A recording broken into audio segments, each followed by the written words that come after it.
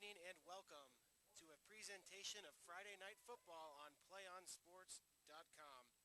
This is the PlayOnSports.com pregame show as we set the stage and get you ready for round one of the Division II CIF North Coast Section playoffs between the Livermore Cowboys and host Dublin Gales. I'm Alex Richmond. Alongside me, Andrew Lockhart, coming to you live from Dublin, California, on your destination for high school sports, PlayOnSports.com. Tonight's matchup features a team from the EBAL in Livermore who's looking for their first win since August 31st, hoping it can come tonight in round one of the Division II NCS playoffs. On the season, the Livermore Cowboys are 2-8 overall with a 1-5 record on the road, and the Dublin Gales finished the season fourth in the DFAL with a record of 5-5 and 3-3 here in Dublin. Now, bringing in my broadcast partner, Andrew Lockhart. Let's start with Livermore. Andrew, what do you have for us regarding the Cowboys? I'll tell you, Livermore plays in a tough league. They've played some tough opponents this season. They usually do. And that's why their record isn't really reflective of the level of skill that they have. They love to run the ball, so we're going to see a lot of ground game. We're going to see a lot of ground game from both teams here. But the Cowboys, they play in a tough league. They also play in the Dublin Gales here. Both teams haven't seen each other yet this season, so I think they're getting a fresh look at one another. They're two teams that are not that familiar with one another, so I think we're going to see a lot of feeling out early on in this game. Both teams trying to get a grasp of one another before we see perhaps some fireworks later on with the run game. Yeah, Andrew, good point there. Kind of feeling each other out, and they'll definitely be running the ball for most of the game here, unless they get put in a situation where they desperately need to move the ball down the field, and then they will go to the passing game. Yeah, I think Coach Wade especially, we were speaking to him before the game, Coach Wade of the Dublin Gales, that is. He said they're going to run some play action out there too, so we should be looking for that as well.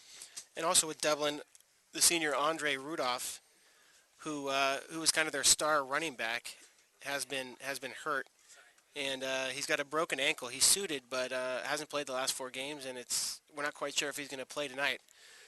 So it's kind of running back by committee for the Dublin Gales with Melinder and Yu. And so that's going to do it for our PlayOnSports.com pregame show. We'll be back with the kickoff in just a few moments. We have playoff football next on your destination for high school sports, PlayOnSports.com. One match away from immortality.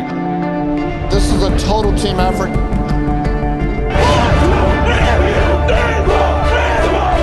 We're gonna come at you. One shot.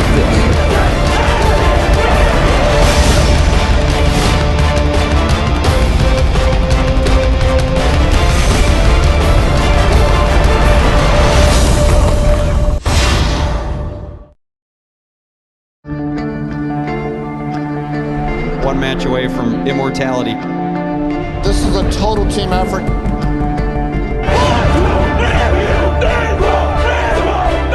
gonna come at you. One shot.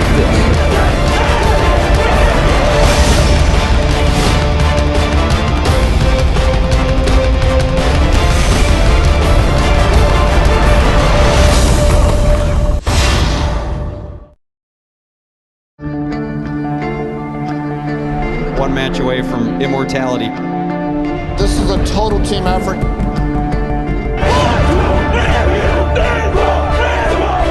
We're gonna come at you. One shot.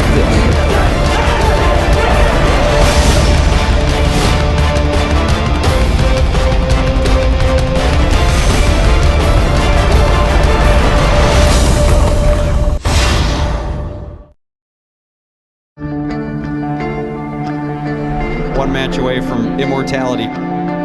This is a total team effort.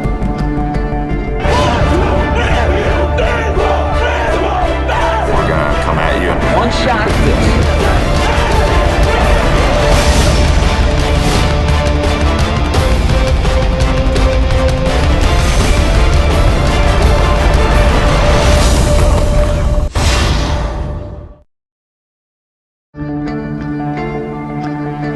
One match away from immortality. This is a total team effort. We're gonna One shot at this.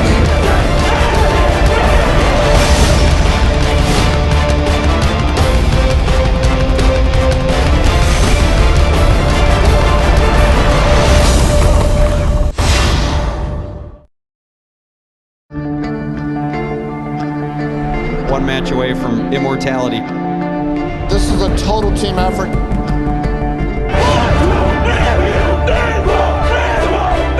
gonna come at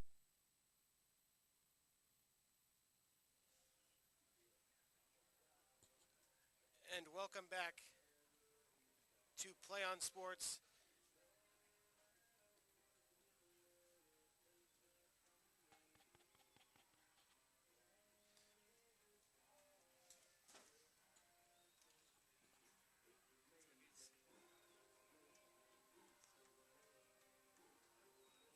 And welcome back to Friday Night Football here on PlayOnSports.com. We have playoff football for you. Round one of the Division II North Coast Section Playoffs here in Dublin, California. Andrew Larkart, I'm Alex Richmond, and Dublin will be receiving the kick. And the kick is away. We are underway here from Dublin, California on a chilly night, and the kickoff taken to the near side.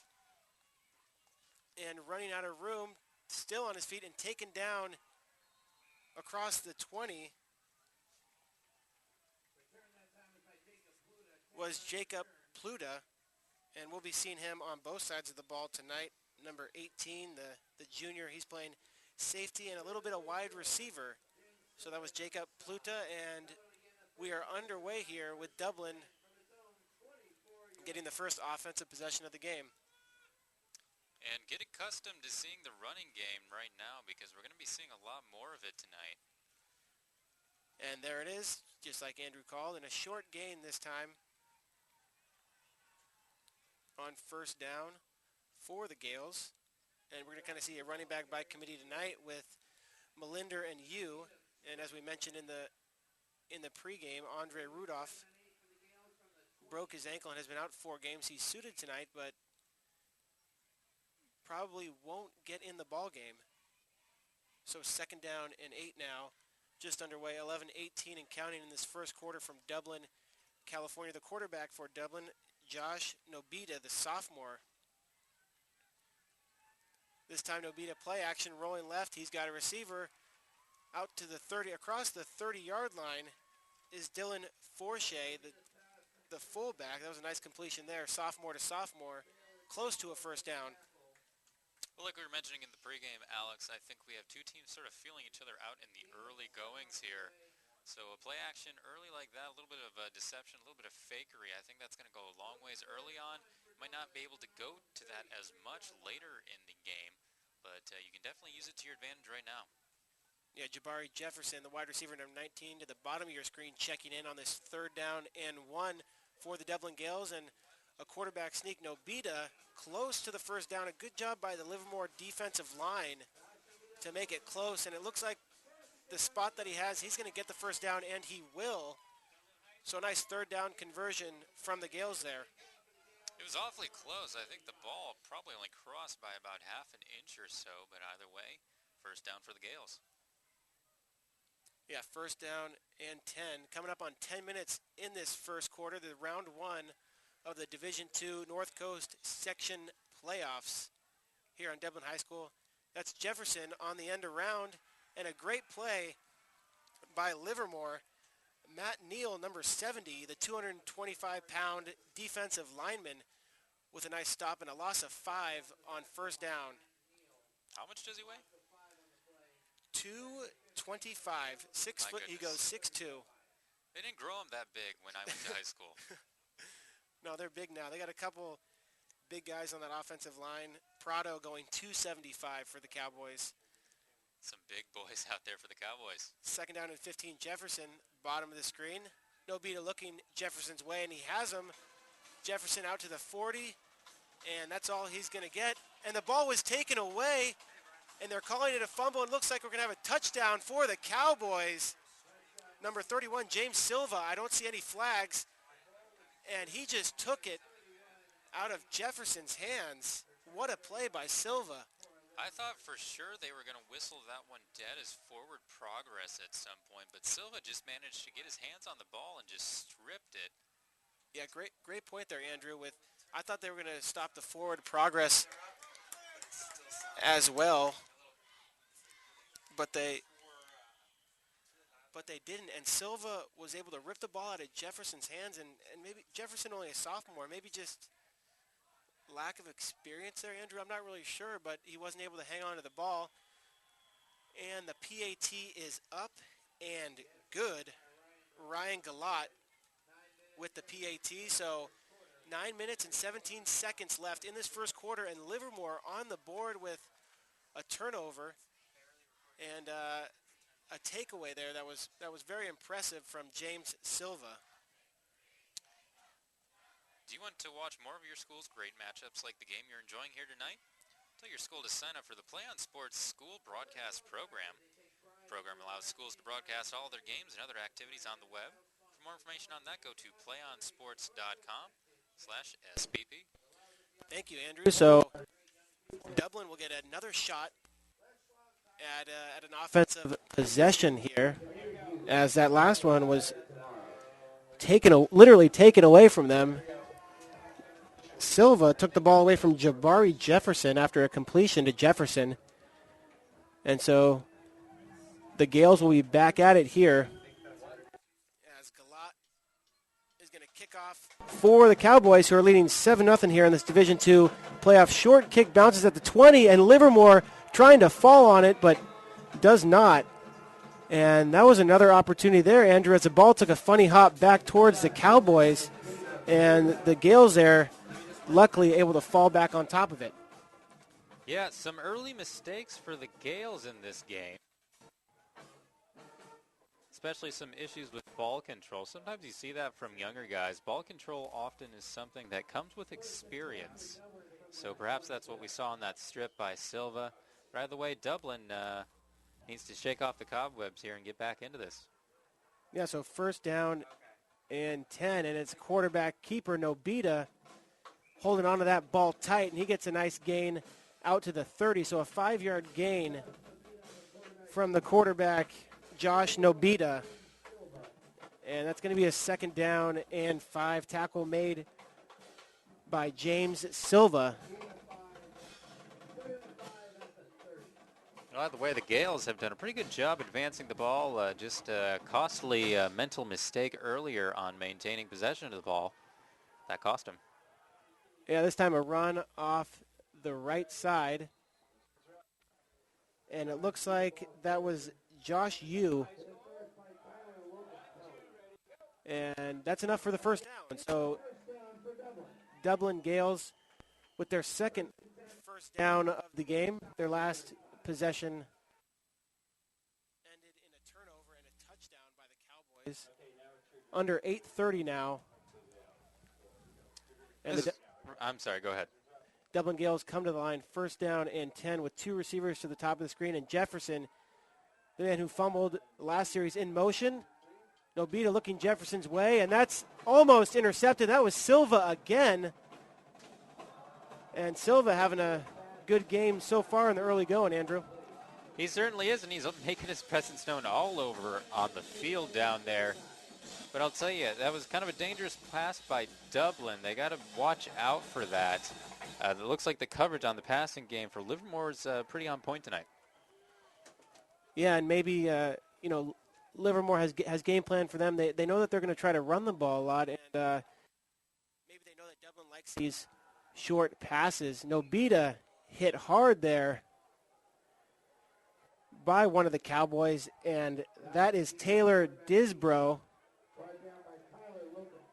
Taylor Disbrow, number 44, with a great hit, and it's going to be a third down and about 6 here for Dublin.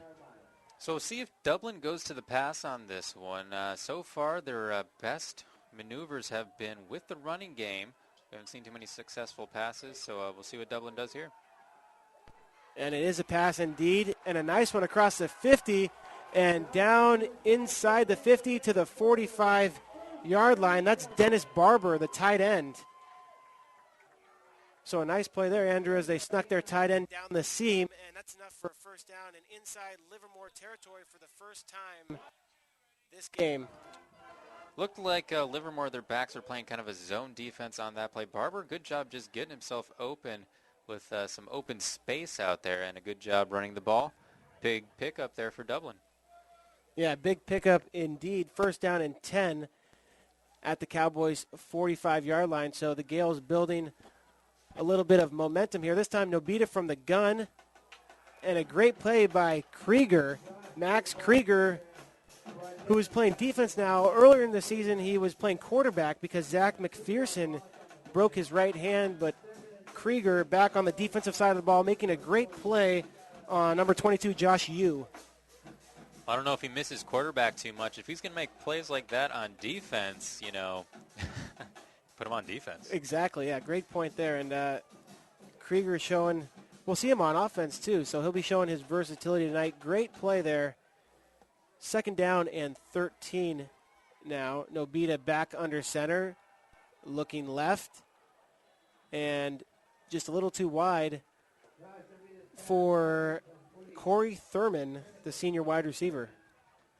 Yeah, Thurman's one of his favorite receivers, Nobita's favorite receivers, that is. But that one just a bit overthrown, not quite in the range of Thurman. Thurman didn't look like he was in the right position to catch that ball on that play. By the way, still the passing game, except for that one big play out there by Barber.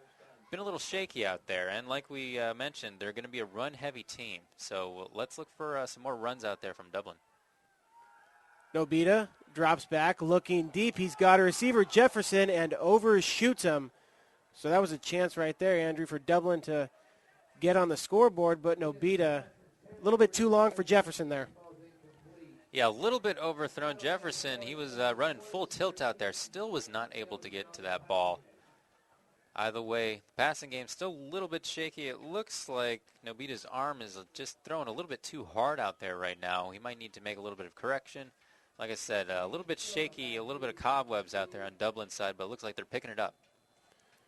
So the Gales will punt, and Thurman is back to punt, and James Silva is back to receive. The man with a defensive touchdown earlier bobbles it, picks it up inside his own 5, running to the far side, getting some good blocks. Silva up the middle, and he's going to be taken down at the 24-yard line, but there is a flag on the field, and might be safe to say that it's going to be coming back for either a holding or a block in the back. So we'll have to see what the officials come up with here.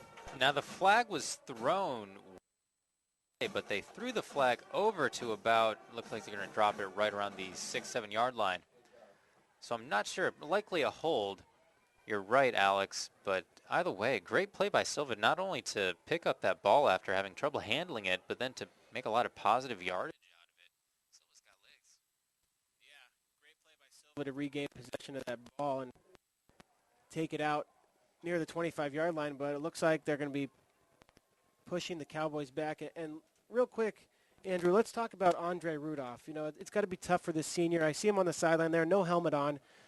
Like we said in the pregame, he broke his ankle, hasn't played the last 4 games. It's got to be tough for a guy like that just to be, your senior year, sitting there and watching your team here in this playoff game. Yeah, especially a player as talented as Rudolph is. We've seen you and a little bit of Millender filling in for him. But he wants to be out there. He had a tough break, a tough injury he had to deal with, missed the last 4 games. He's suited up tonight, but it doesn't look like we're going to be seeing much of him, if at all. But either way, that's got to be a heartbreak for him.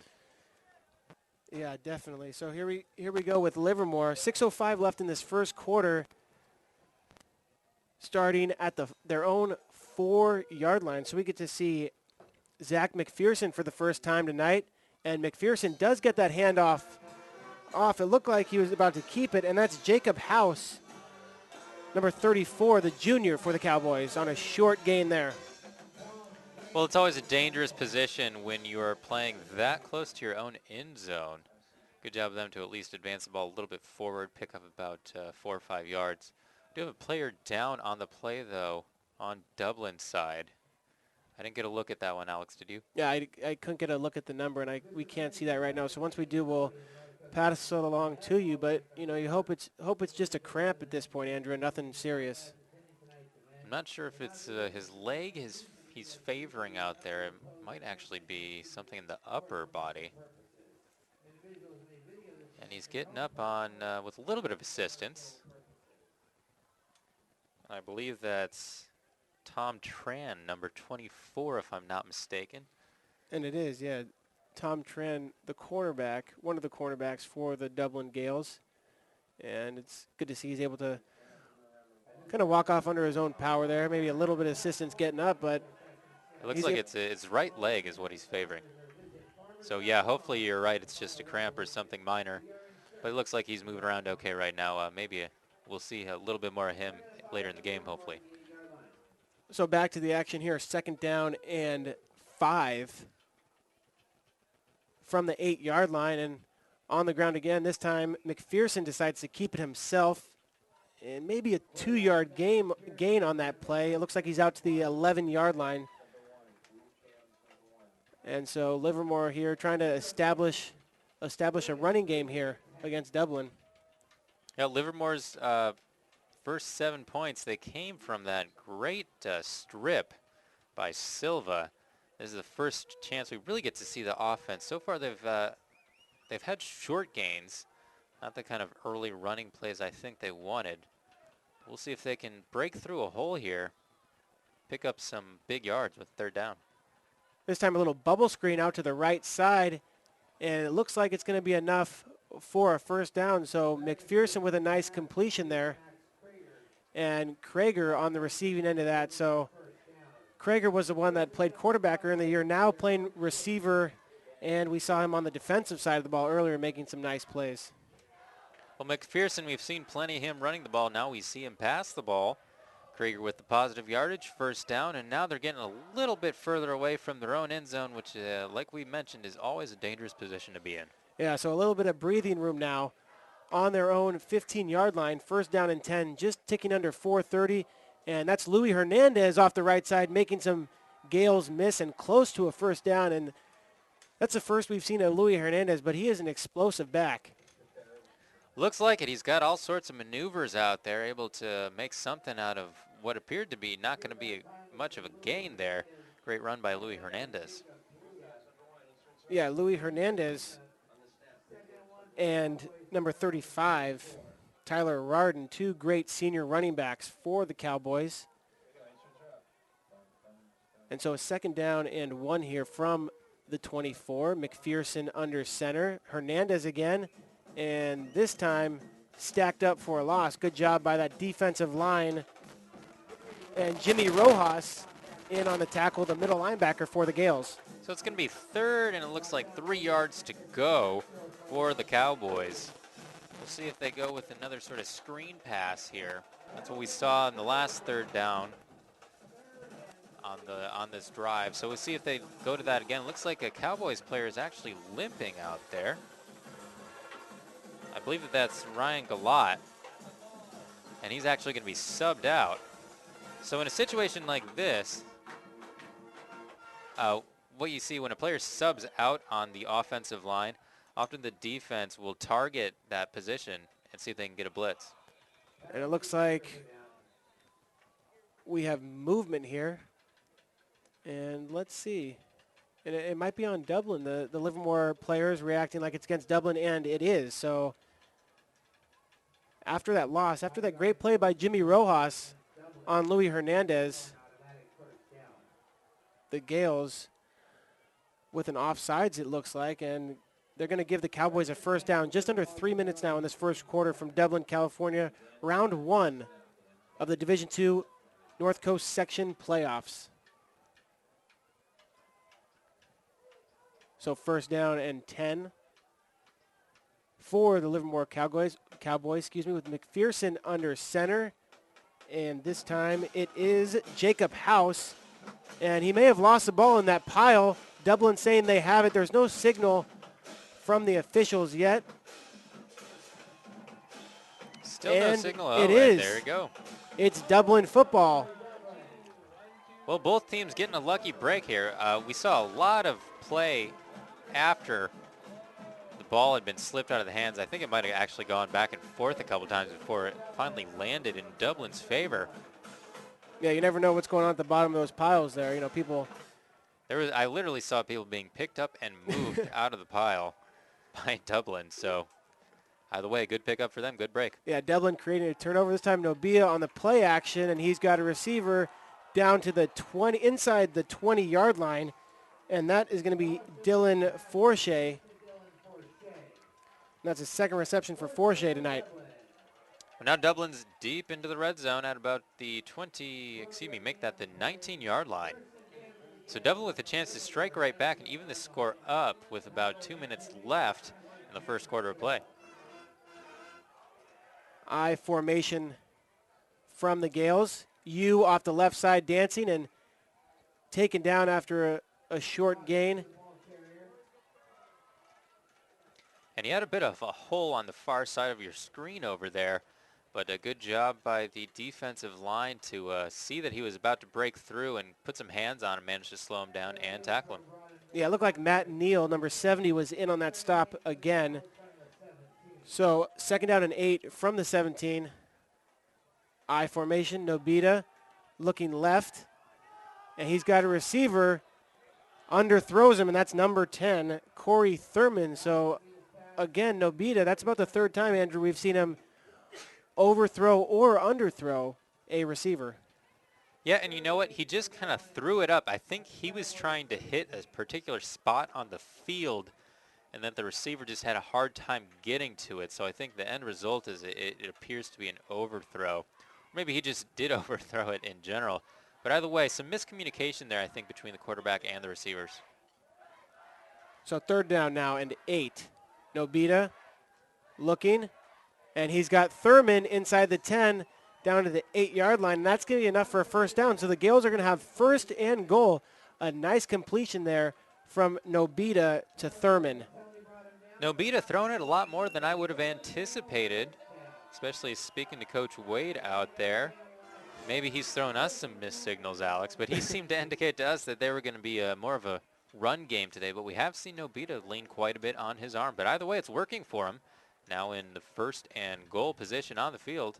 Chance to even this one up. Yeah, and it is working, and Nobita really, they're getting him in a situation where he's got a lot of high percentage throws, and he's completing a number of them here. This time the pitch behind you off the left side, but he's got room, and he's going to run in for the score. So with 55 seconds left to go in this first quarter, Josh Yu able to run it in on that toss to the left side, and a good play by you there as the pitch was kind of behind him there, Andrew. Yeah, a little bit off on that one. I think Nobita's been a little bit off all night, but it's managed to work for him. But either way, you the beneficiary of some great blocking from his comrades and arms out there. Great run, though, easily into the end zone with not a whole lot of contest. And now they're about to make a point after attempt to even this one up. Yeah, so that turnover, and that's going to be, it is good. It just sneaks over. It looked a little flat, didn't it? It did look flat. It just sneaks over the crossbar, and that was Andrew Totaro. And so the game is tied, and Dublin able to capitalize on that fumble by Jacob House. And PlayOn Sports is on Facebook and Twitter, giving you news and information and links to great highlights. Follow us at PlayOn Sports on both Facebook and Twitter. You can also access thousands of live and on-demand games on YouTube at youtube.com/PlayOnNetwork. Keep up with all the high school action every week from your destination for high school sports, PlayOnSports.com. All right, thank you, Andrew. So 55 seconds left in this first quarter, opening round of the Division II North Coast section playoffs here in Dublin, California. The Dublin Gales just getting on the board after a fumble by Jacob House and able to punch it in on a Josh Yu touchdown. And so Livermore is going to get the ball back here after fumbling on their last possession. So Andrew Totaro here, who just barely made that extra point, Andrew, ready to kick off. And Louis Hernandez is back along with Josh House, I believe. This time a squib kick. And it's bobbled, and number 24, that's Tim Harris, excuse me, not House, but Harris falls on it at his own 10-yard line. Well, that's a great outcome from that squib kick. And I think they might have had this one scouted out. They didn't, or rather, they had a whole lot of faith that the kick returners on the Cowboys weren't going to have an easy time handling that one. We did see a little bit of that earlier with Silva. Silva managed to turn that into a positive run, though. But either way, good scouting it out, and it worked out well for Dublin. Yeah, unlucky bounce there for the Cowboys. This time, the receiver Krieger to the bottom of the screen, 2 backs in the backfield for McPherson, and Louis Hernandez off the right side with blockers in front of him. Makes one defender miss, and he's out across the 25-yard line. He kind of ran over the first defender and then sidestepped the other one. Great run on first down for Louis Hernandez. Yeah, real smart running right there, too, for a huge gain. I think that's the first real big pickup that we've seen from Livermore. Just a smart all-around run. Yeah, the shifty back, Louis Hernandez, goes 5'7", $170, and he's had some nice runs tonight. That one the longest of the night for him. 43 seconds left in the opening quarter here in Dublin, and we have a flag on the field, and that's a legal procedure on the Cowboys. So maybe too many men in the huddle there, Andrew, or... You know, I'm really not sure what's going on there. I think the Cowboys are a little bit confused about what's going on there, too. I know Dublin's captain was going out there trying to figure out this situation. But either way, it's going to go against the Cowboys, and they're going to move back. That's a shame because they just had a really good pickup on that last play. And this is...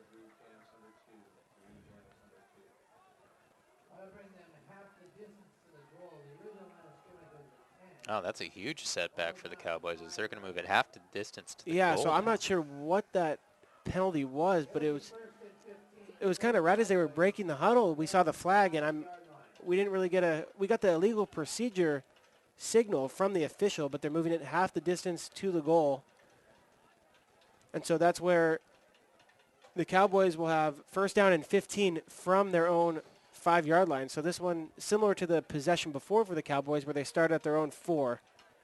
McPherson, and the ball comes out, and it looks like Livermore able to fall back on top of it here.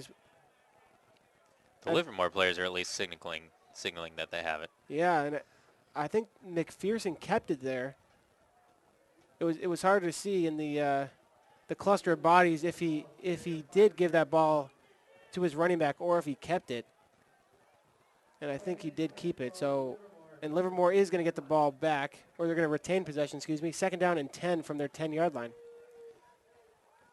Well, still pinned very close to their own end zone once again. Dublin's doing a good job limiting him here, although Livermore has shot themselves in the foot a little bit. Hernandez trying the right side, and not much of a gain there. Maybe a yard. That's going to bring up third down, and looks like he did get a yard. So third down and 9. Dublin doing a nice job. And that's going to bring us to the end of the first quarter here from Dublin, California. 7-7 the score in round 1 of the Division II North Coast Section Playoffs. PlayOnSports.com is not only your destination for Friday night football action, but it's also the place for the most comprehensive coverage of high school playoff and championship events in all sports from across the country. PlayOnSports.com, high school sports lives here. All right, so 7-7 the score.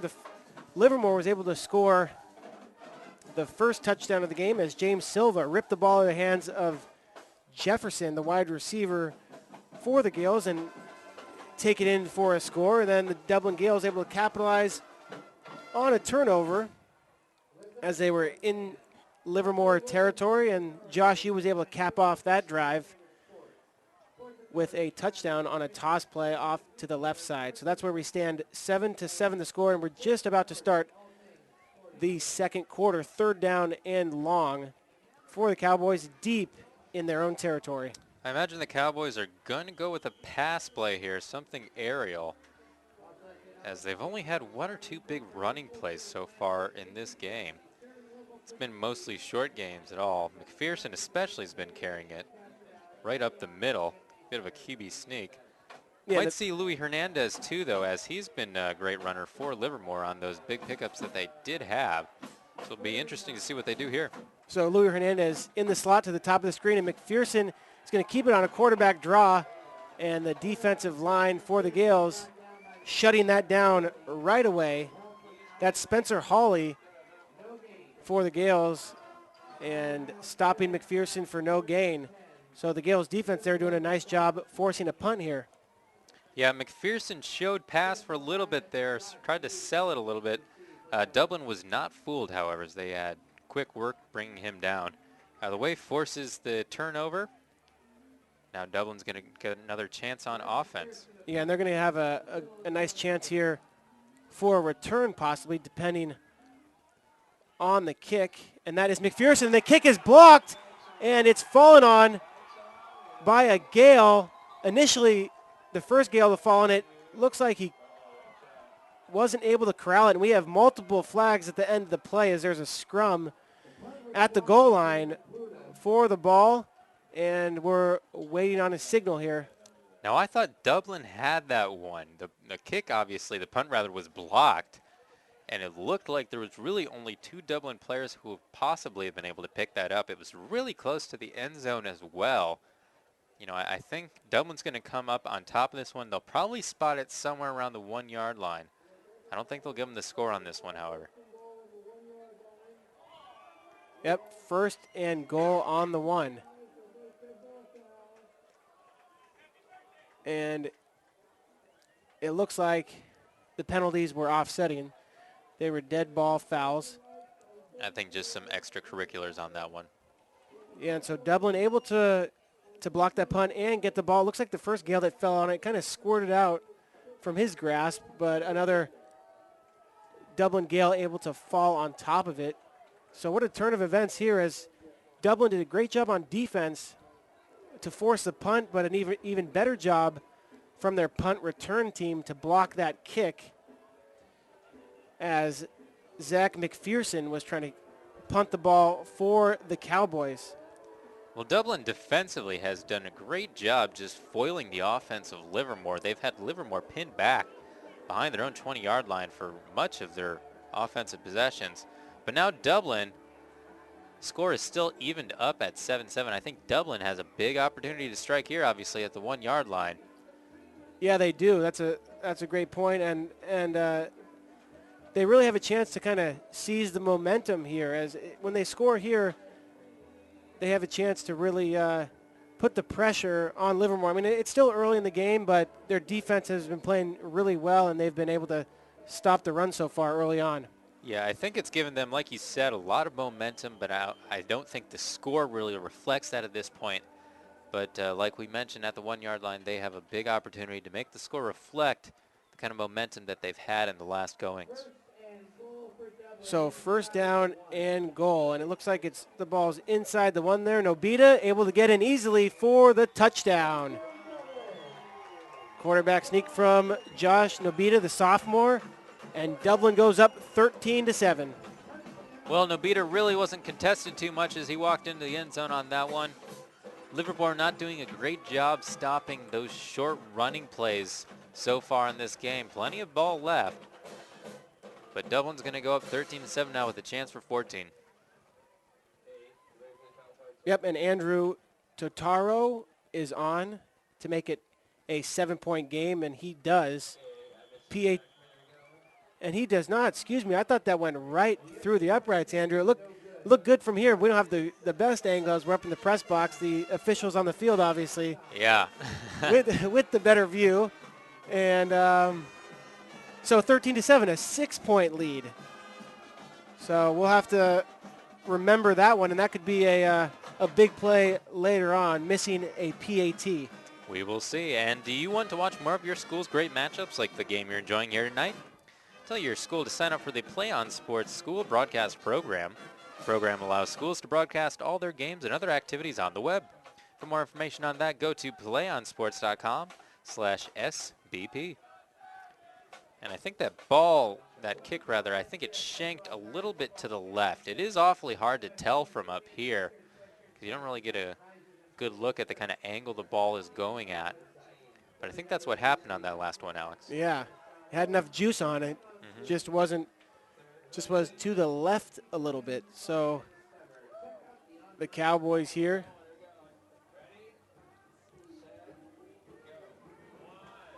are going to be back on the field offensively, trying to make something happen and trying to get that running game going. We saw that big run by Hernandez, but a penalty brought that run back, Andrew. So I think it's safe to say this possession they're going to really try to establish that run. We've seen a few passes, but those have been high percentage passes for McPherson. And so we'll see if Louis Hernandez can get going on this drive. Another low liner picked up by Harris, I believe, and that's out to the 25-yard line. And that's Hernandez, actually. Harris and Hernandez were both back. Louis Hernandez able to take that to the 25-yard line. And I'll tell you, I think these squib kicks are working out well for Dublin. They seem to really be giving those backs on Livermore quite a bit of problem picking up on them. But not only that, they've managed to limit the players. This is, I think, the farthest they've gotten off one of those squib kicks to the 25-yard line. And I think that's an effective kick if you can pin your opponent back at the 25-yard line. So 2 receivers to the bottom, to the top. 4 receivers set for the Cowboys. Hernandez in motion. And the end around to Hernandez, trying to get the edge, but a great job by the Gale defense. Tristan Elias forcing Hernandez out of bounds there on first down. Yeah, good job by Elias. We saw a couple other people on that. I believe Jimmy Rojas in as well. Just putting so much pressure on Hernandez that he had nowhere to go but sideways. Ends up getting forced out. Yeah, so no gain on that play from Hernandez. Second down and 10 from the 25. 10:56 left in this second quarter. 13-7 your score here in Dublin, California.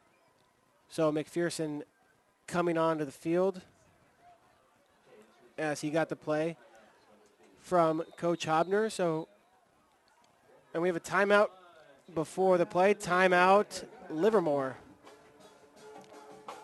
And PlayOn Sports is on Facebook and Twitter, giving you news and information and links to great highlights. Follow us at PlayOn Sports on both Facebook and Twitter. You can also access thousands of live and on-demand games on YouTube at youtube.com/PlayOnNetwork. Keep up with all the high school action every week from your destination for high school sports, PlayOnSports.com. And I just want to mention really quick, PlayOn Sports is broadcasting from literally across the country. We've got great games coming out Chicago, Illinois area, Florida, up here in Northern California, Southern California, really all across the country.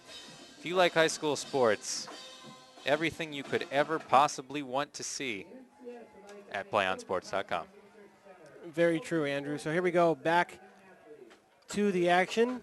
And Andrew Lockhart, Alex Richmond on hand for you here. And really, so far, the I guess if you put a headline on this game so far, it's really the defensive line and I guess the defense as a whole for the Gales.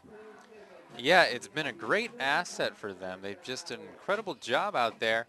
And I think the score isn't really reflective of how one-sided this game has turned out to be after that first sort of strip from Silva.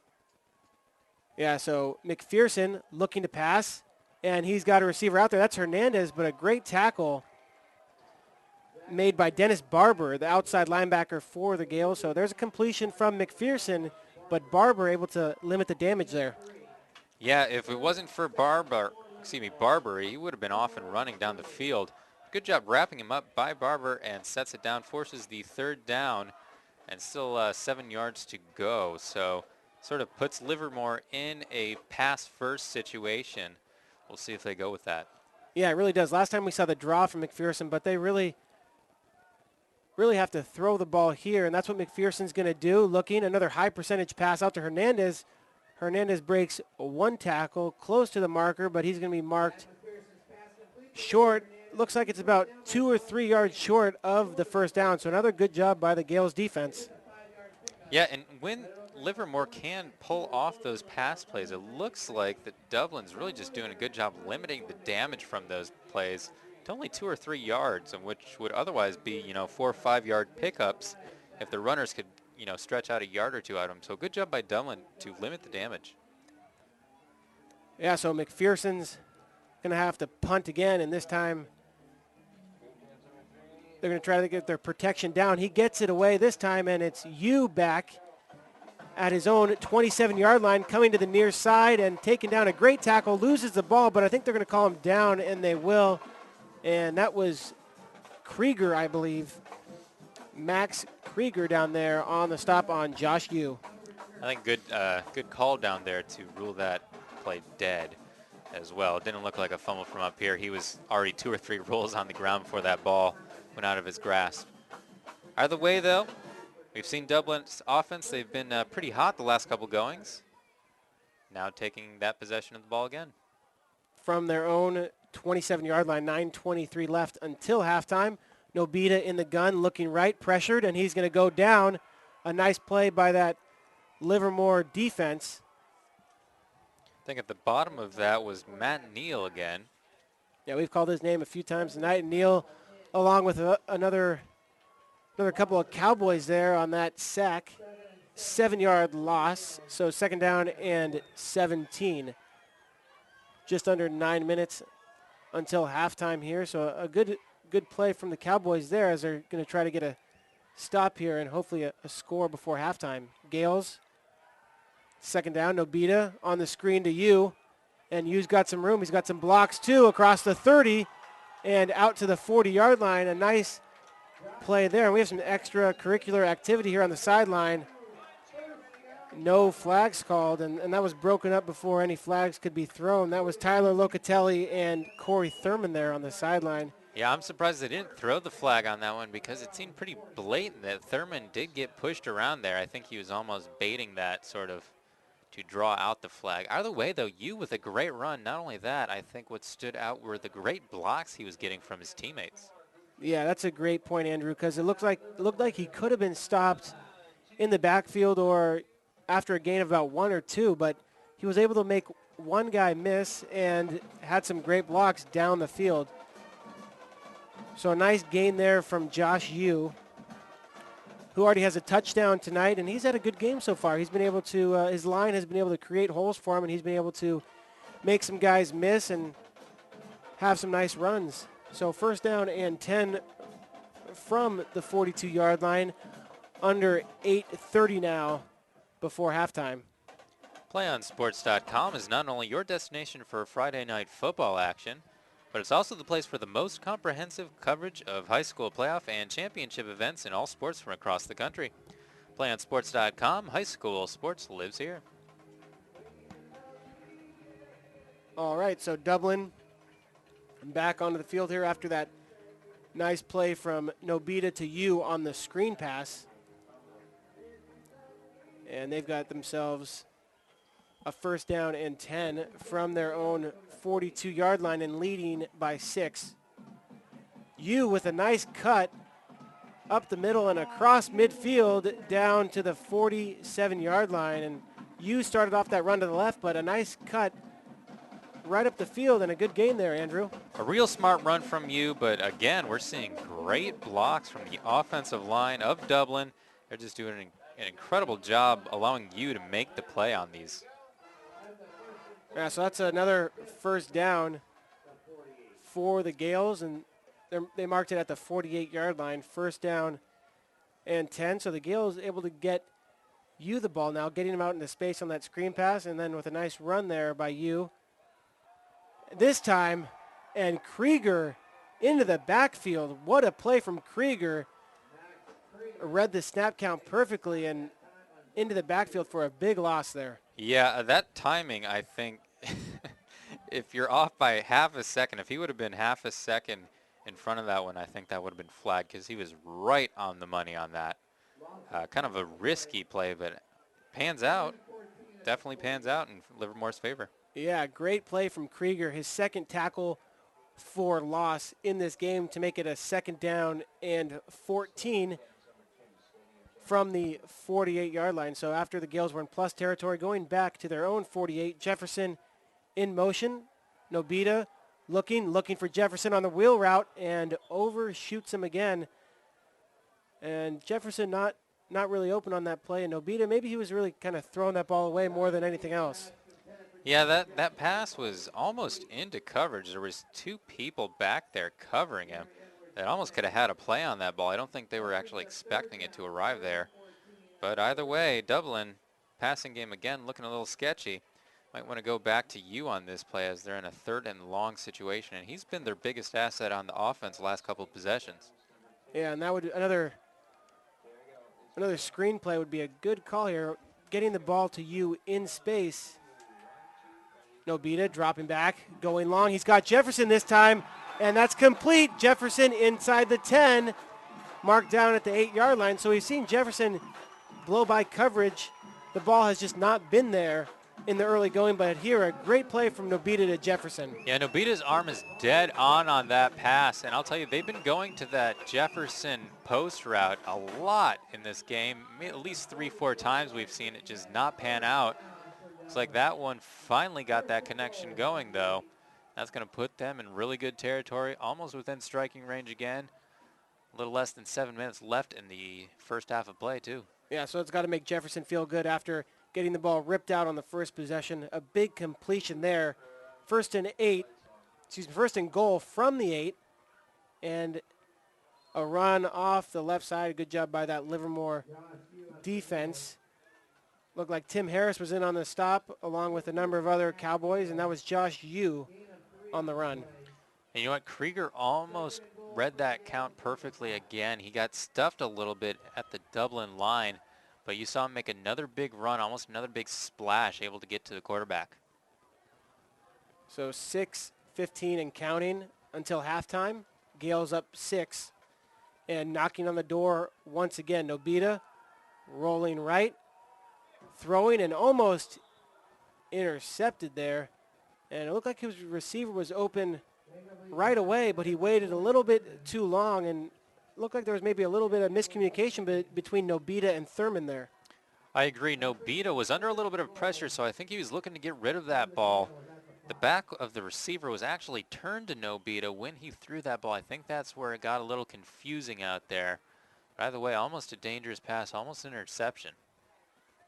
So the Gales looking at a 3rd down and goal from their 5-yard line. Coming up on 6 minutes until halftime. Josh Yu in the offset eye, the toss to the right side. Yu trying to get to the outside. He's got some space, but a great tackle made by Silva. Silva able to chase him down and tackle him. Maybe a gain of 1 on that play. Yeah, you had a lot of pressure on him, not a lot of blocks in front of him, so he kept just going to the side, gets pushed out of bounds. Either way, inching forward closer and closer to the end zone.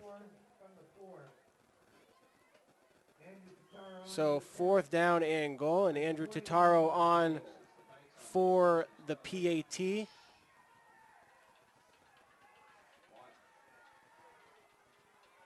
And the hold is down, the kick is up, and it's good. Looks good, but we've been fooled before, so.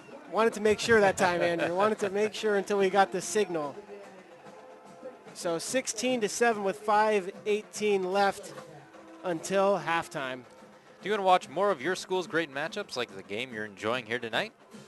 Tell your school to sign up for the PlayOn Sports School Broadcast Program. The program allows schools to broadcast all their games and other activities live on the web. For more information, go to playonsports.com/SBP. Wish they had something like that when I was in high school. I know, really. It's a great service for these high school kids, able to go on and you know watch their game, or even have PlayOn make highlight tapes for them, all sorts of things. Get their beak wet in broadcasting. The marvelous world of broadcasting. That's right. So a 16-7 after that field goal by Andrew Totaro. And Livermore going to get the ball again. It looks like that is Harris and Hernandez, both standing at the 14-yard line. And Totaro here will be kicking it off for the Gales, 16-7 in this Division II North Coast Section Playoff game, round 1. And this time an onside kick, and it's going to go out of bounds, kind of a between an onside and a pooch kick there, but too much juice on it as it goes out of bounds. And so Livermore will start with pretty good field position. They certainly will. Normally they go for the squib kick, at least get the distance on it, not the height. But that one, like you said, more of a pooch kick. I don't think that panned out quite the way that Dublin was looking for. But either way, Dublin's defense, they've been carrying quite a bit of weight, doing an incredible job of limiting Livermore's offense. So Livermore with good field position, but we'll see if their offense can come up with some new offensive magic here, some new pizzazz, because Dublin's defense looks like they've got them pretty well sniffed out at this point. Yeah, Patrick Phelps, the receiver at the bottom of the screen, getting his first action of the game, and a fumble there, and Dublin able to fall on it. And so many times when you run this, the zone read offense, that mesh point is so important. The mesh point being between the quarterback and the running back. And McPherson unable to get the ball to his running back there, Andrew. Yep, just a bad handoff. It's like in a track meet, you got to hand the baton to the guy in front of you. That time it just did not connect. Dublin able to exploit it, and I'll tell you, Dublin, if one of those players had just picked it up rather than just lay on it, they might have had a big run of it too. So either way, Dublin clearly coming up with that ball. You on the halfback option going deep for Jefferson, and Jefferson able to haul that one in despite the pass interference, and actually they're calling it incomplete now, but there is a flag. I thought I saw complete. Yeah. Me too. I thought it was complete from where we are, and I thought I saw a flag as well, Andrew. Yeah, I saw a flag. And so we are gonna. It is pass interference. So and they're calling that incomplete, but a great play call there, as they've been running that play a lot to you on that toss. This time you pulls up and looked for Jefferson down the field and able to get a pass interference call there. Definitely didn't see that play coming. That's a little deeper out of the playbook. Deep cut, if you will, but either way, works out well for Dublin. And I think this is the kind of position where you want to try, bringing the ace out of your sleeve there, because Dublin has just been a wrecking ball on offense for Livermore. Yeah, that's a great point, Andrew. This time you off to the left side and able to get a gain of about 4 yards, and looked like really had nothing there, but able to power forward. Yeah, and I think that's the great offensive line of Dublin. The Gales have just done a great job up front, and when you get those good blocking, even mediocre runs can stretch out to a lot bigger plays just from great blocking, great offensive line work. Jefferson on the far side singled up. This time you with an explosive run through the hole and down to the 12-yard line. You really doing a great job exploding through the hole and getting another first down for the Gales. And I think Dublin just wants to put up one more score here, put a little bit more distance between them and the Cowboys. If that's the case, they can just turn over the ball after the score, let Livermore run out the clock before halftime. But a little bit more damage here would be some icing on the cake for Dublin.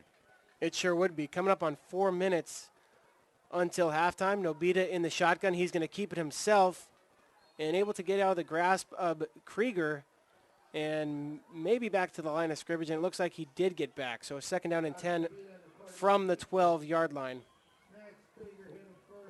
Good read by Livermore. Max Krieger especially is always dangerous, as he loves to read those counts, and he loves to get a good jump on it. And when he gets some momentum behind him and times it perfectly, really tough day for Nobita. Thurman and Jefferson to the top of the screen. Nobita looking their way. He's looking Thurman's way. Thurman, touchdown. Oh, excuse me, incomplete. He hauled it in for a moment, and then it was knocked away. He definitely had it in his possession. I think he just couldn't hold on to it going down. He got wrapped up a little bit, ends up losing it. Either way, though, it's a 3rd down now for Dublin. They'll have one more whack at this, maybe put up another 3-point field goal. Yeah, and so there what looked like to be A touchdown reception knocked away by the defender as Thurman was going down to the ground. So a 3rd down and 10 from the 12-yard line. Nobita looking pressured and overthrows Thurman. That would have been a great catch by Thurman there, but unable to hang on. It was just kind of high and wide for Thurman. You know, and I think Nobita might have not taken as long to read that play as he should have. What we saw happen there was the offensive line of Dublin just knocked down all the people going for the blitz like dominoes. There was just a bunch of bodies laying on the ground. I don't think Nobita saw that. He just saw the pressure coming before everybody went down. But he definitely had plenty of time to read that play, look for someone else on the field. Doesn't take advantage, Joe. Either way, it's going to force the field goal attempt here. So a field goal attempt by Totaro, and that one looks good, and it is. So 2nd field goal from Totaro to extend the lead for the Gales. And PlayOn Sports is on Facebook and Twitter, giving you news and information and links to great highlights. Follow us at PlayOn Sports on both Facebook and Twitter. You can also access thousands of live and on-demand games on YouTube at youtube.com/PlayOnNetwork. Keep up with all the high school action every week from your destination for high school sports, PlayOnSports.com. So a 12-point lead for the Gales, 19-7 with 3 minutes and 12 seconds left until halftime, and that was Totaro's 2nd field goal of the game. 29-yard field goal on that one. His first one was from 21. And to Livermore's credit, their defense has come up big in a couple of those red zone scenarios. They've done a good job limiting the score of Dublin to only 19 points, so it's still within reach for Livermore. Yeah, definitely within reach, and another squib kick, this time picked up easily by Harris. Harris up the middle looking for some blocks, and he's got room across the 40 and out to the 45-yard line. So this time Harris able to corral that one and able to take it out to the 45-yard line. And like I've been saying, the squib kick is always a bit of a roll of the dice. I think that time it finally catches up with Dublin as a big return against them. And that's sort of the consequence of keeping it low on the ground, is that it can come back and bite you in the rear, and I think we saw a little bit of that right there. So 3 minutes and 5 seconds the Cowboys have to work with until halftime, and they're down by 12 here in the first round of the Division II North Coast section playoffs. McPherson play action out to Hernandez, and Hernandez out near the 50-yard line. So a nice gain there on 1st down from the Cowboys. Still plenty of time left on the clock to advance that ball, especially when they're sitting at about midfield right now. Actually, exactly at midfield. So Livermore, they're going to have to make some big plays to reach the end zone, put up another score if they can. And if that's the case, they're going to be right back neck and neck into this game. But I'll tell you, Alex, I think the momentum, all the big plays have definitely been on Dublin's side. Yeah, they definitely have. Their defense has been playing great, and it looks like they may be putting some time back on the clock. I think they're going to put 51 back on the clock because Hernandez did run out of bounds and the clock continued to run. So they might put a few seconds back on, and it looks like they are going to do that. We'll see what they put on here. I think that's Coach Wade out there, the head coach of the Gales, having a conversation with the referees. Yeah, so Wade able to get the 6 seconds add-on up to his offensive coaches up here in the press box, and they were able to tell the people working the clock in here. So 6 seconds put back on the clock. 2:56. McPherson on the option keeps it, and he's got some speed, and he is down to the 35-yard line. Great run there by McPherson. Yep, we've seen McPherson just try and go right back up the gut quite a bit in this game. Finally finds a hole, though. Managed to pick up a pretty good gain on that play. And his team is going forward and forward closer to the end zone. But they still got quite a bit of ground to cover. Now we're back at 2:40 on the clock. They're going to have to start moving a little swifter here and work on clock management. 1st down and 10 from the 35 of Dublin. This time the inside give to Hernandez. Hernandez makes one player miss down inside the 20. Gets a nice block from House and inside the 10-yard line. And it looks like, did they call him out of bounds? And I think he got out. A great block there downfield by House, Jacob House, the other running back. And the best run of the night for the Cowboys. Yeah, and again, it's from Hernandez. We might see a lot more of Hernandez in the second half of this game, as when he had the ball on the few occasions that he has, he's been real effective for the Cowboys. McPherson under center. Hernandez again on the dive play, this time stuffed by the Gales defense. Coming up on 2 minutes to play until halftime. 2 minutes, plenty of time to work with after that big pickup from Hernandez. Now they're sitting pretty on the field, well into the red zone. Just a few yards away from the end zone. I think we're going to see more Hernandez, probably a couple of sneaks by McPherson. We'll see if we see some passing mix in here as well. Either way, right within striking range are the Cowboys. Yeah, they are, and the clock continues to run, coming up on 1:30. And Hernandez, again, it looks like McPherson followed, so he may have kept it, but no, it was Hernandez for a short gain. That's going to bring up third down, and the clock continues to run here as it's third down and goal, and the Cowboys the clock is now stopped as one of the Cowboys is down on the field. Well, that'll freeze up the clock. And that Cowboys player looks like he's back up with assistance now. By the way, Hernandez picking up some yardage the hard way right there, muscling through a bunch of men. Manages to pick up a couple positive yards, and either way, they're getting closer and closer to that end zone right now. And you know they'd love to put up one more, bring this back into a 5-point game with 1:18 left on the clock. Yeah, they really would, and if they were able to score another touchdown, I should say, that would really be beneficial for them, as those stops by their defense would then be huge. Andrew, you know, I mean, they held them to 2 field goals, so if they're able to punch one in here, that would give them some momentum going into halftime. Absolutely, and you know, halftime can be a crucial turning point. Coaches have a lot more influence during halftime than they do along the sidelines. So you know they'd love to hit almost a reset button on this, put it back within 5 points. A big third down and goal from the 3-yard line. McPherson on the option, keeps it, and he's going to get in for the touchdown.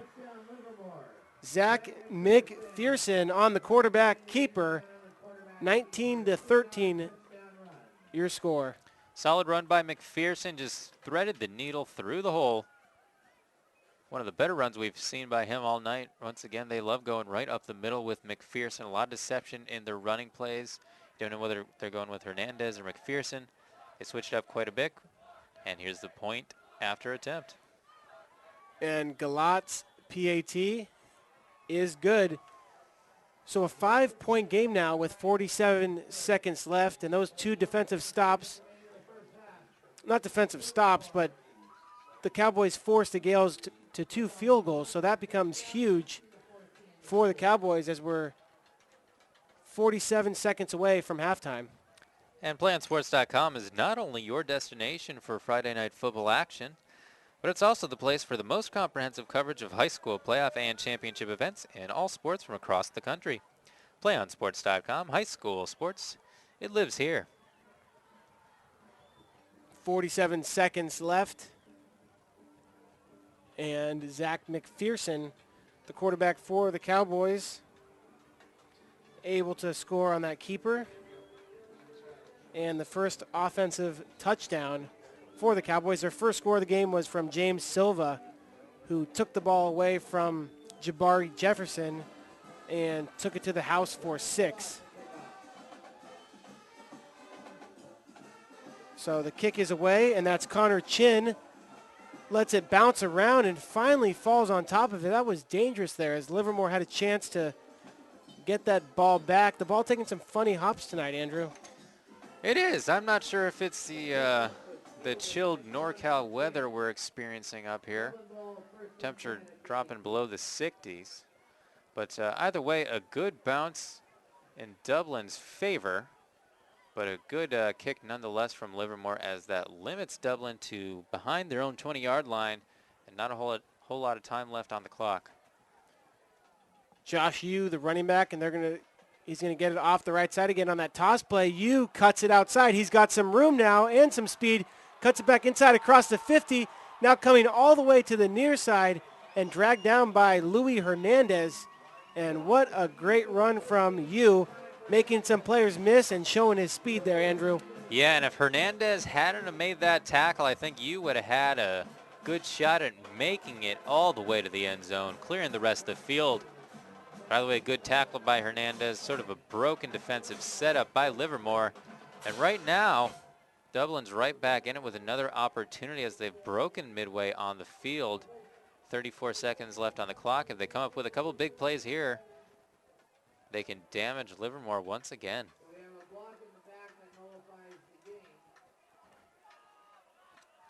And they're going to bring that back. I didn't see the flag on the field, but they're calling it a block in the back. So it was, the block in the back wasn't at the line of scrimmage. It happened during the run.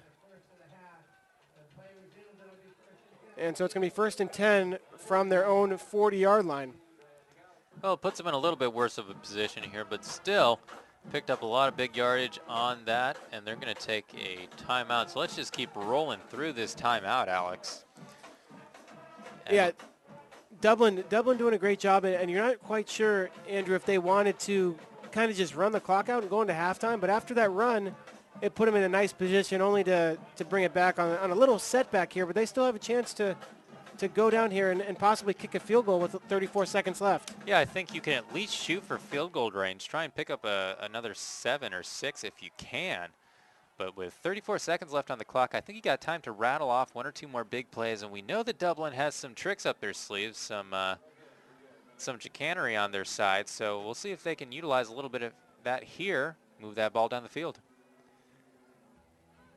And so Dublin back on the field now after that timeout. 1st down and 10 from their own 40-yard line, leading by 5 in the round 1 of this Division II North Coast Section playoff. You trying out the near side now, and Hernandez with a great play as you was trying to get to the outside, but nothing there. And Luis Hernandez on the tackle. Another big tackle by Hernandez, but what's most important on that is that the clock is still running on that play. He was not able to get out of bounds as he was running towards the sideline, it almost appeared. But either way, I think with 9-8, they're just going to let this one run off and head into halftime. That play goes for naught. Take it away, Alex. Yeah, so that's the end of the first half of play with the Dublin Gales leading 19-14 over the Livermore Cowboys. We'll be back in a few moments with the PlayOnSports.com halftime show. Don't go anywhere. It's Friday Night Football on PlayOnSports.com, your destination for high school sports.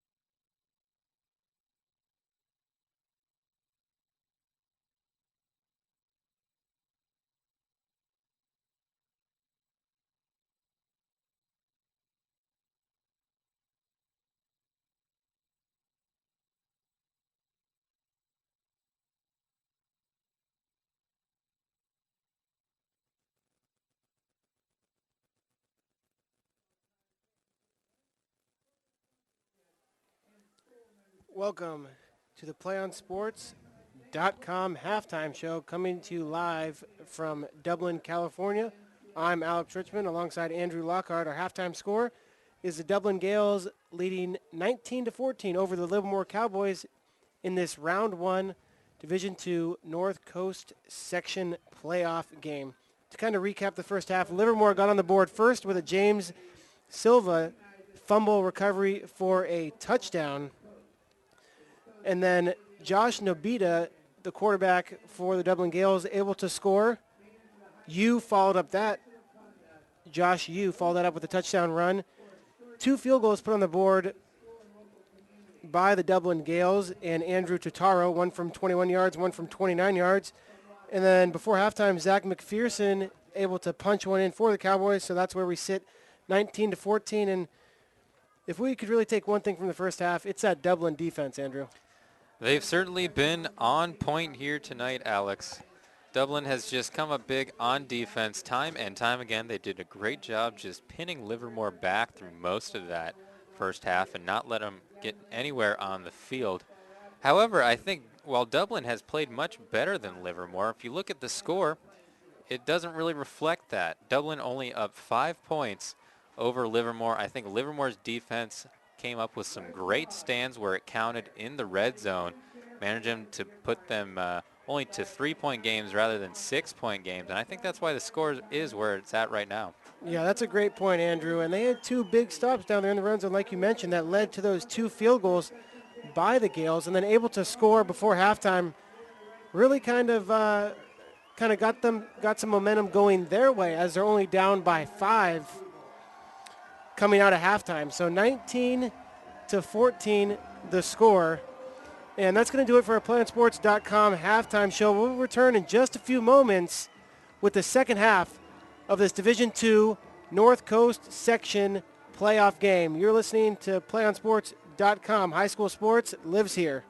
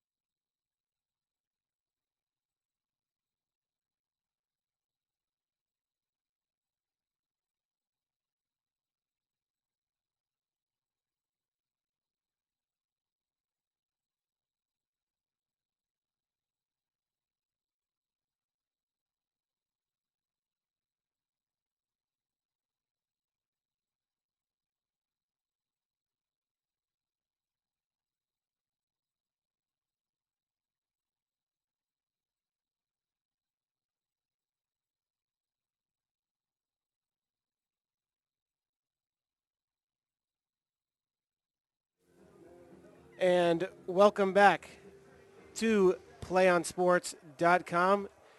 Just about ready to kick off the second half here. 19-14 your score, the Dublin Gales over the Livermore Cowboys. This Division II Round 1 matchup. And Livermore is going to get the ball to start the third quarter. And another squib kick like we've seen on the previous kickoffs. And out across the 35-yard line are the Cowboys, and that is Tim Harris, number 24 for Livermore. So a nice return there out to the 40-yard line for the Cowboys. Yeah, and again, I think that's sort of the consequence of going with the squib kick is that sometimes you can just come back and get snake bit.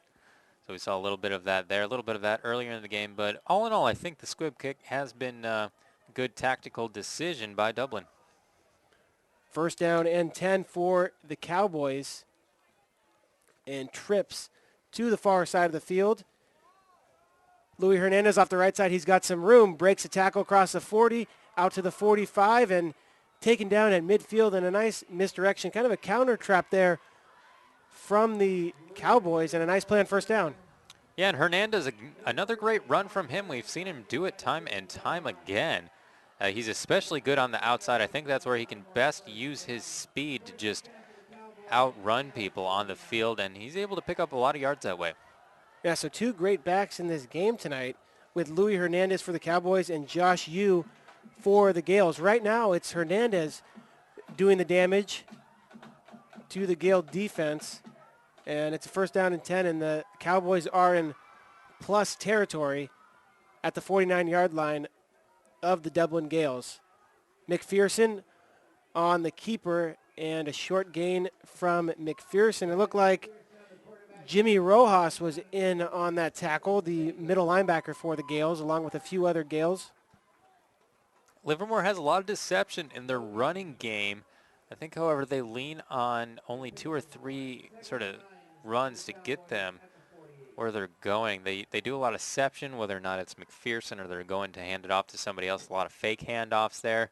But they tend to run the same set of plays over and over again. So it's just it's a matter of how well Dublin can read those plays.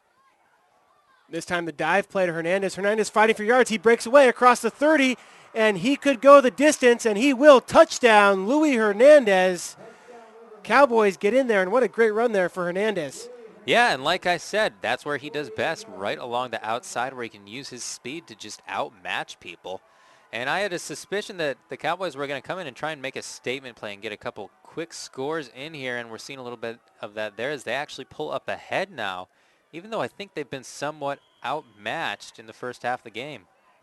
Yeah, that is a great point, Andrew. They have been outmatched in the first half, but able to hang in, and now they are ahead, and they have a chance to go up by 2 as Galat puts that PAT through. So it's 21-19, and that's what that option offense can do to you.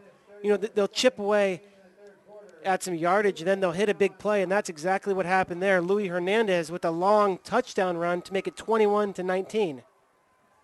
And do you want to watch more of your school's great matchups like the game you're enjoying here tonight?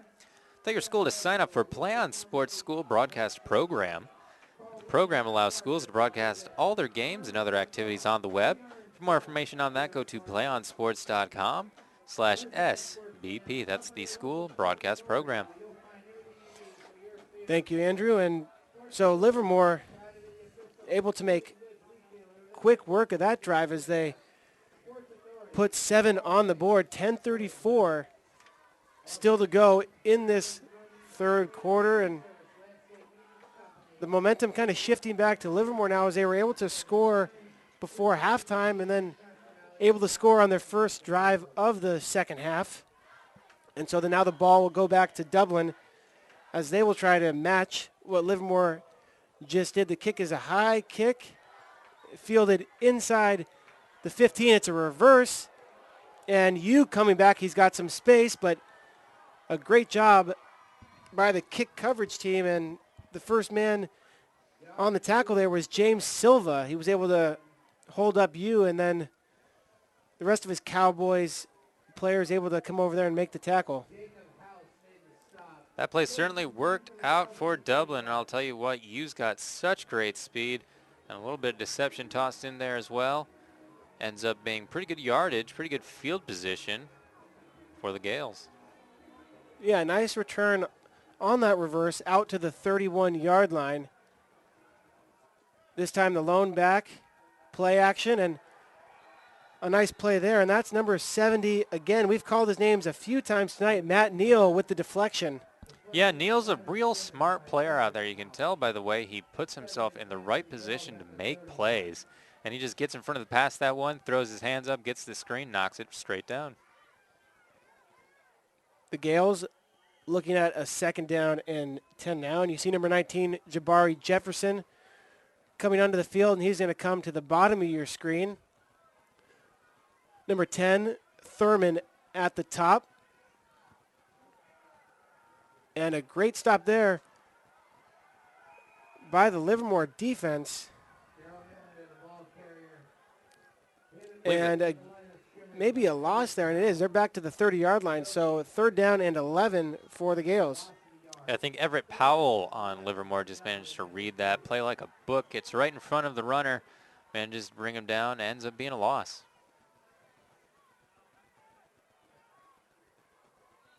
So a loss of 1 on the play.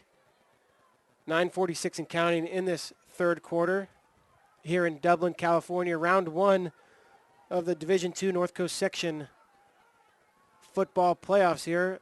A slot to the bottom of your screen. Nobita looking Jefferson's way, and he's going to go to Thurman. And a nice catch by Thurman. That's going to be enough for the 1st down. And we know Nobita loves going to Thurman, but we haven't seen Thurman connect too many times. I think Nobita's arm is finally settling in. We saw him go with a lot of overthrows, a lot of miscommunication with the receivers earlier on. I think they've got that settled out at halftime. Nobita seems to finally be hitting his targets the later we go into this game. So a little bit of a late start for Nobita. So the Gales move the chains. Nobita on the toss play out to the left side, and a great job by Jacob House there to bring down Melinder there, Daryl Melinder. There's a flag after the play, Alex. A little bit of roughhousing there. And it looks like that was somebody on the Gales with that extracurricular. That was after the play, Andrew? Yep, that was well after the play. So I think they're going to call on Dylan Forshea, number 44. That's going to offset, though.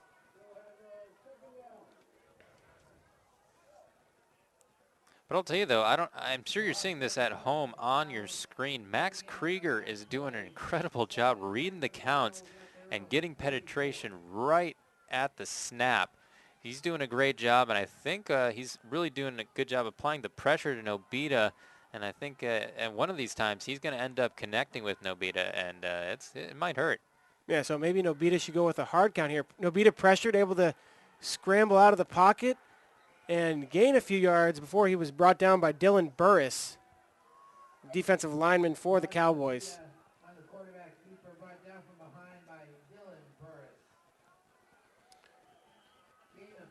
And so that's going to bring up a 3rd down and 7. So what you would think, another passing play here for the Gales as they're at their own 47-yard line. And Jefferson comes down to the bottom of the screen again. Playing the Z receiver, he's off the ball. Nobita looking. And that play again, a little tight end down the seam. And that is Dennis Barber. So 2nd time we've seen that play, Andrew, and they just sneak their tight end right down the seam there. And a great play for a 1st down. Yeah, and I think it's deceptive, too, in the sense that it's going to the tight end, 1. But 2, Nobita isn't even moving his whole body when he's throwing it. He's just sort of taking his arm and doing an overhead motion. He's not even really moving his legs when he throws it. So I think it's hard, too, for the Livermore defense to pick up on what he's going to do with the ball. This time they keep it on the ground, and a nice play made there by Tyler Locatelli as he was trying to grab anything he could, and he had an arm there and able to wait for the rest of his defenders to come over and make that tackle. Yeah, he'll grab whatever appendage he can reach. So they're calling that no gain. Gain of 1, excuse me. 2nd down and 9 from the 36-yard line.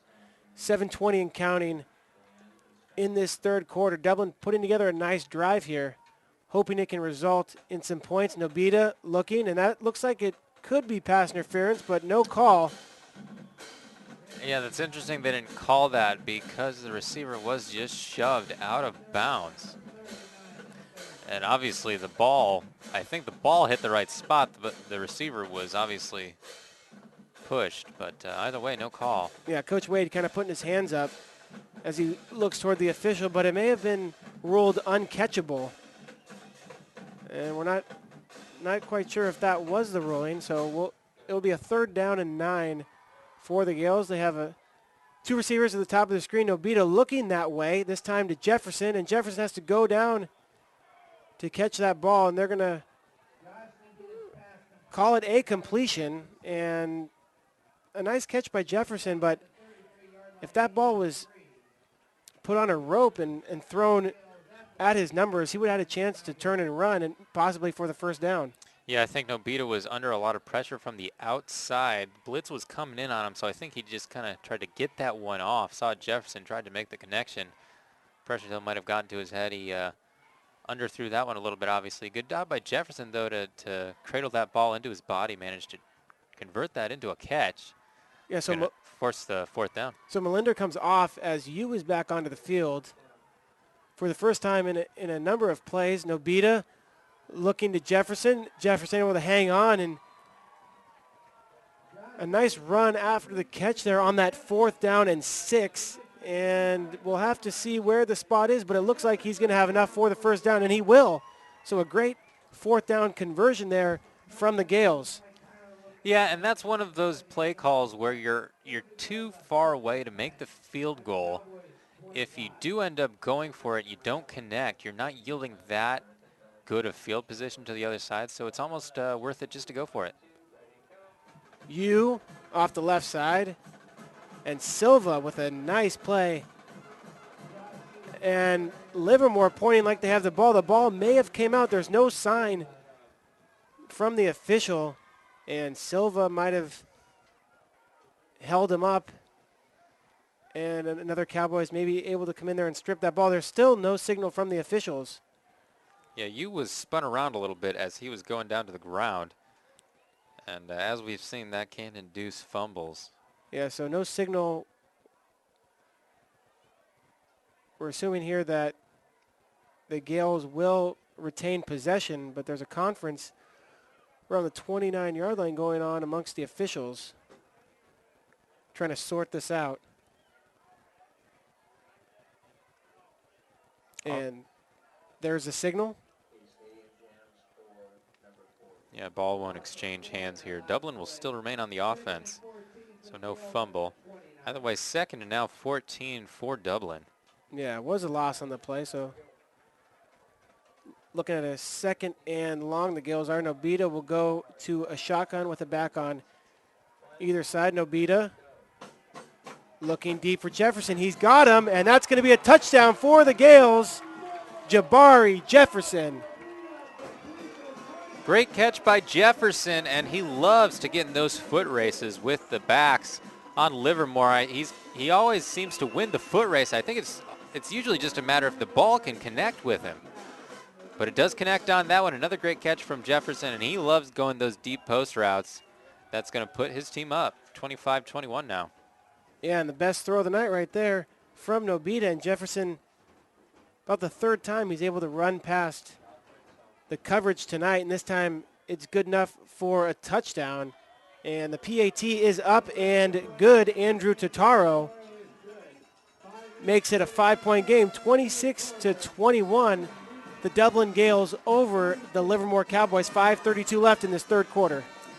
PlayOn Sports is on Facebook and Twitter, giving you news and information and links to great highlights. Follow us at PlayOn Sports on both Facebook and Twitter.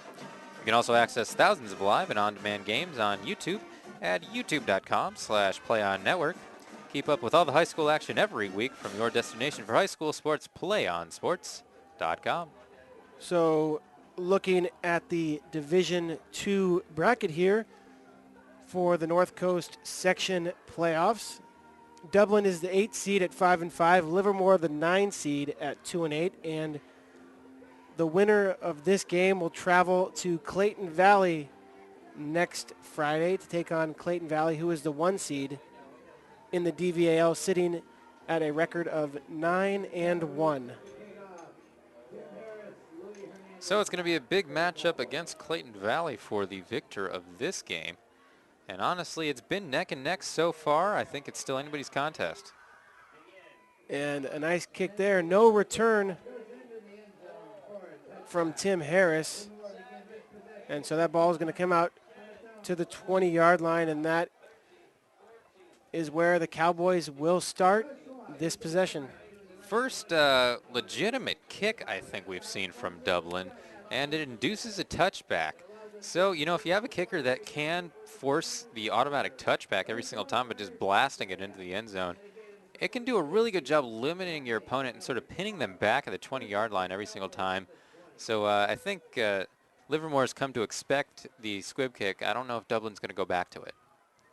Yeah, that is a good point there. This time, the dive play doesn't go for much, maybe a gain of 2 yards. We'll have to see where they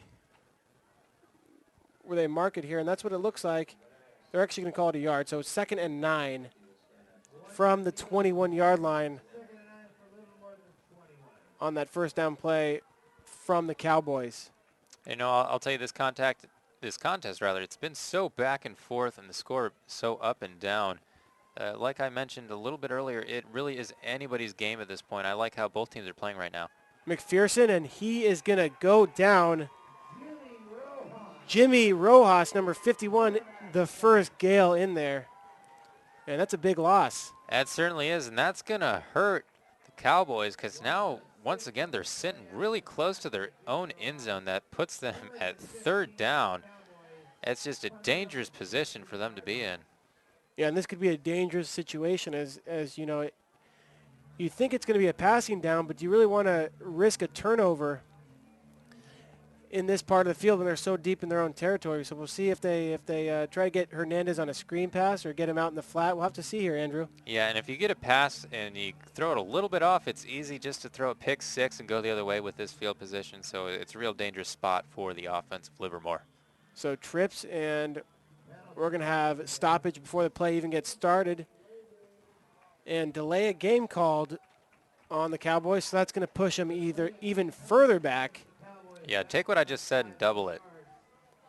Yeah, and this time, once you get, they're at their own 10, but once you get even further back, then you're worried about your punter having enough room if you have to kick it on 4th down. So we'll see what they draw up here on this 3rd down and 20. Yeah, and we've seen the block punt. Dublin doing a great job, and they managed to block the punt and pick it up at the 1-yard line earlier in the game. So we know that that's going to be an issue for the Cowboys if they do try and punt. McPherson, pressured again, has to roll right out of the pocket, throwing it back across the field. What a dangerous throw, but that is complete to Patrick Feltz, and they are calling that complete, but that is he just broke the #1 rule of quarterbacking right there. You don't want to throw late across the middle of the field. When we were talking to Coach Wade before the game, Alex, he was saying that McPherson will throw it when he has to. I think in that situation, he literally had to because he was in dangerous territory. He got pushed into his own end zone, managed to weasel his way out of it. But he was running out of options real quick, pushed along the sideline, managed to just pick up a short gain. It's going to turn that ball over. Yeah, so McPherson gave him some breathing room on this punt. Yu fields it at his own 37-yard line. Coming to the near side, looking for some room, gets some blocks. He's got some room now across the 50 and pushed out of bounds around the 41-yard line. And that was Everett Powell who got over there and pushed out Yu, or else Yu could have gone the distance there. And right off the beginning of the punt, too, Jacob Pluta almost broke through and managed to block that punt as well. Good play by Pluta.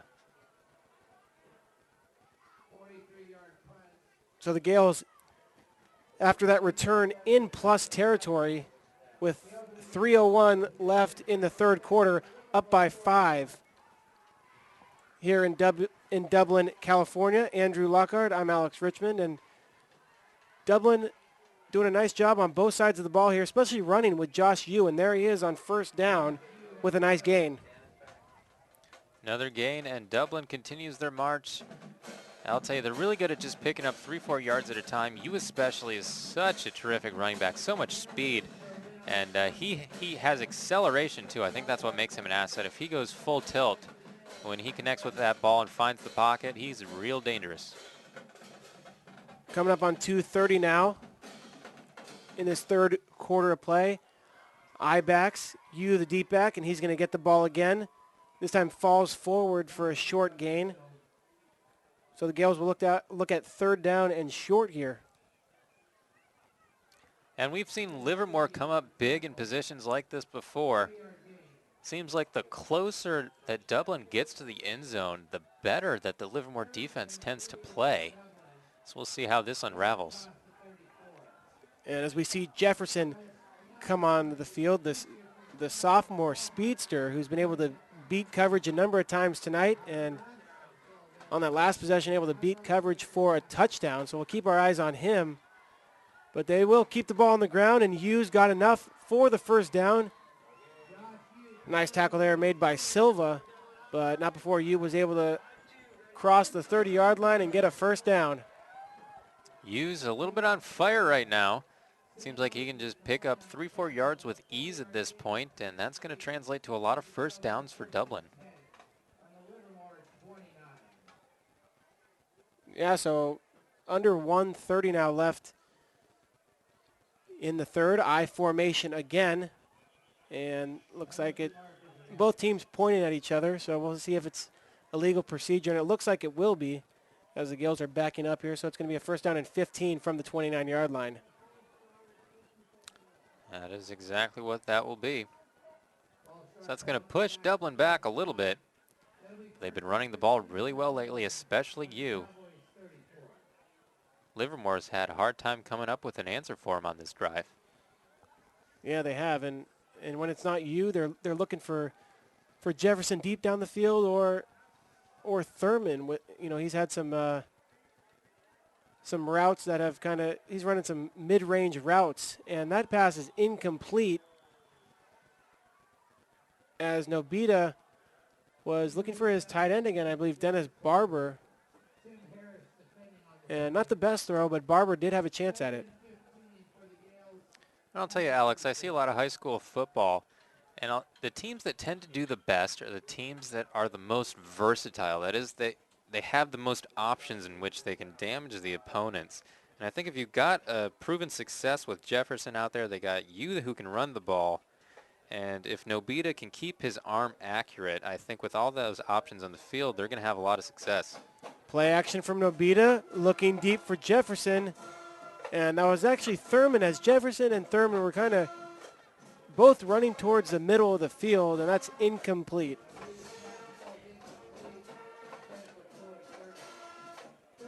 So yeah, that was a good point, Andrew. They have Yu, they have Jefferson, and they even have Barber. They can sneak him, the tight end, down the seam, and Thurman has been doing a good job too, you know, running routes that are about 10 to 15 yards.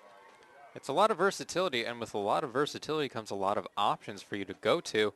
Not only that, but it spreads the defense of Livermore thin because they have all these different guys that they need to cover. Nobita looking for Thurman on the post corner and overthrew Thurman there, and he did have him just out of the hands of Thurman. Well, now the question at this range is, what do you do? Do you go for it? Do you kick it? Punt won't help you too much because at this range, the punt's just going to go into the end zone.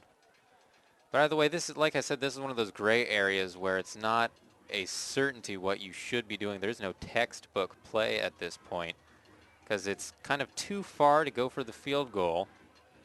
It's too short to punt. So often in a situation like this, you might just see a team go for it. It appears that Corey Thurman is going to punt. He's just going to try to lay one up. He's going to try, and it's a fake. And they're going to have enough for the first down, and that could be a touchdown. inside the 10 and in for the touchdown, Tristan Elias. And that was a great play call by Coach Wade. You thought they'd just I thought they were just going to try to kind of pin him deep inside the 10. Livermore not ready for that fake at all, Andrew. I'll tell you, I was expecting the punt too. Like you said, just sort of along the sideline, try and put him, 4 or 5 yard line if possible. That would have been ideal. Instead, they go for the sneaky one. They just run the man in. I did not see that one coming, but I'll tell you a benefit of some great blocks out there. And Totaro. And it's good. I'm going to wait for that signal every time now, Andrew.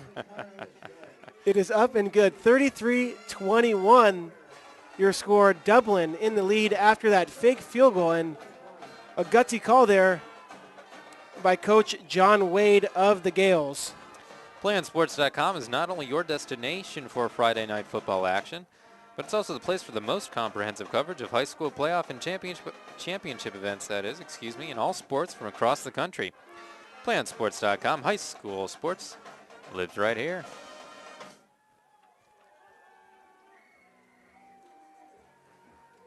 So the Gales up 12 with 42 seconds left in this third quarter.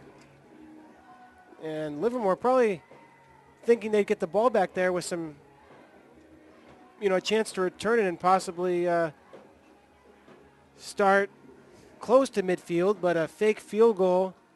And number 7, Tristan Elias, the senior defensive back, able to take it in for the touchdown. And looks like this kick is not into the end zone, taken at the 1 by Harris. And Harris breaks one tackle and is down at the 17-yard line, they're going to call it. 16, we'll call it.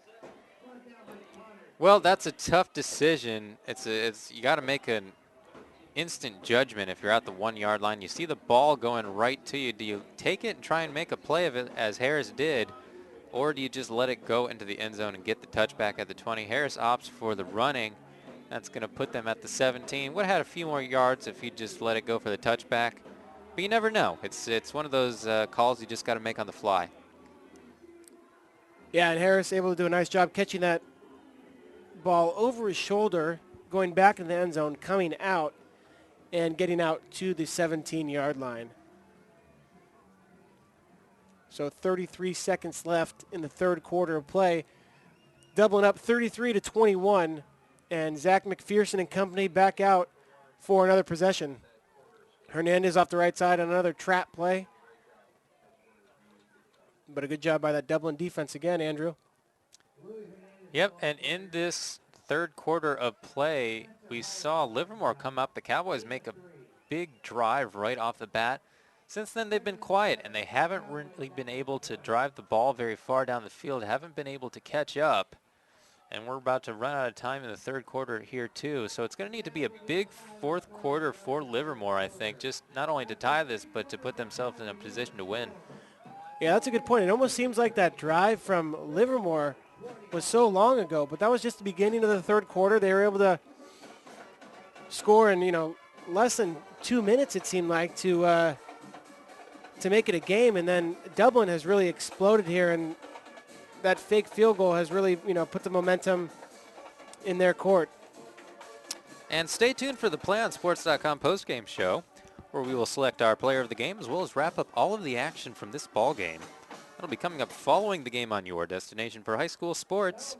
That's PlayOnSports.com. Thank you, Andrew. So anytime.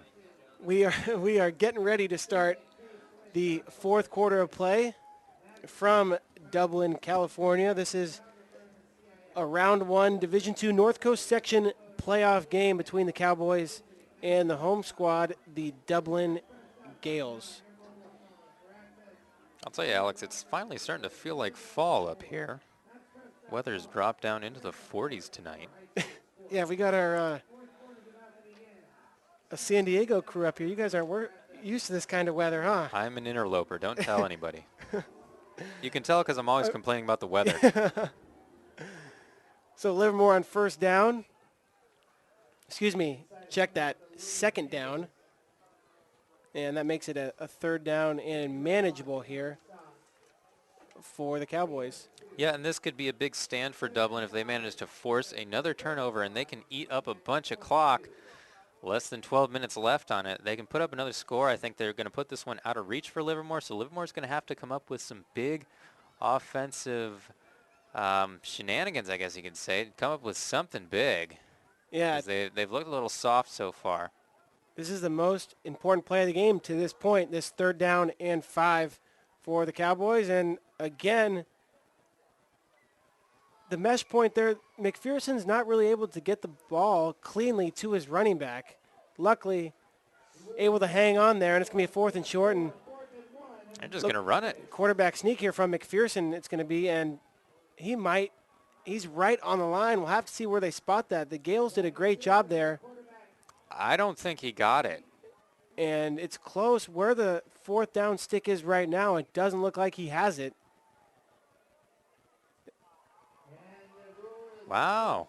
I think that's a generous spot. Yeah, not even calling for a measurement.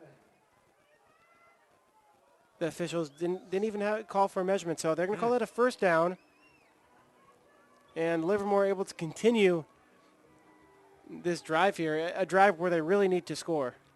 Yeah, well, I don't know if I agree with this spot, but either way, Livermore, that breathes a breath of fresh air into him. McPherson on the option. Pitch behind Hernandez. Hernandez able to corral that and get out across the 35-yard line. A flag thrown around the 29-yard line, and that might be a hold. We're going to have to see.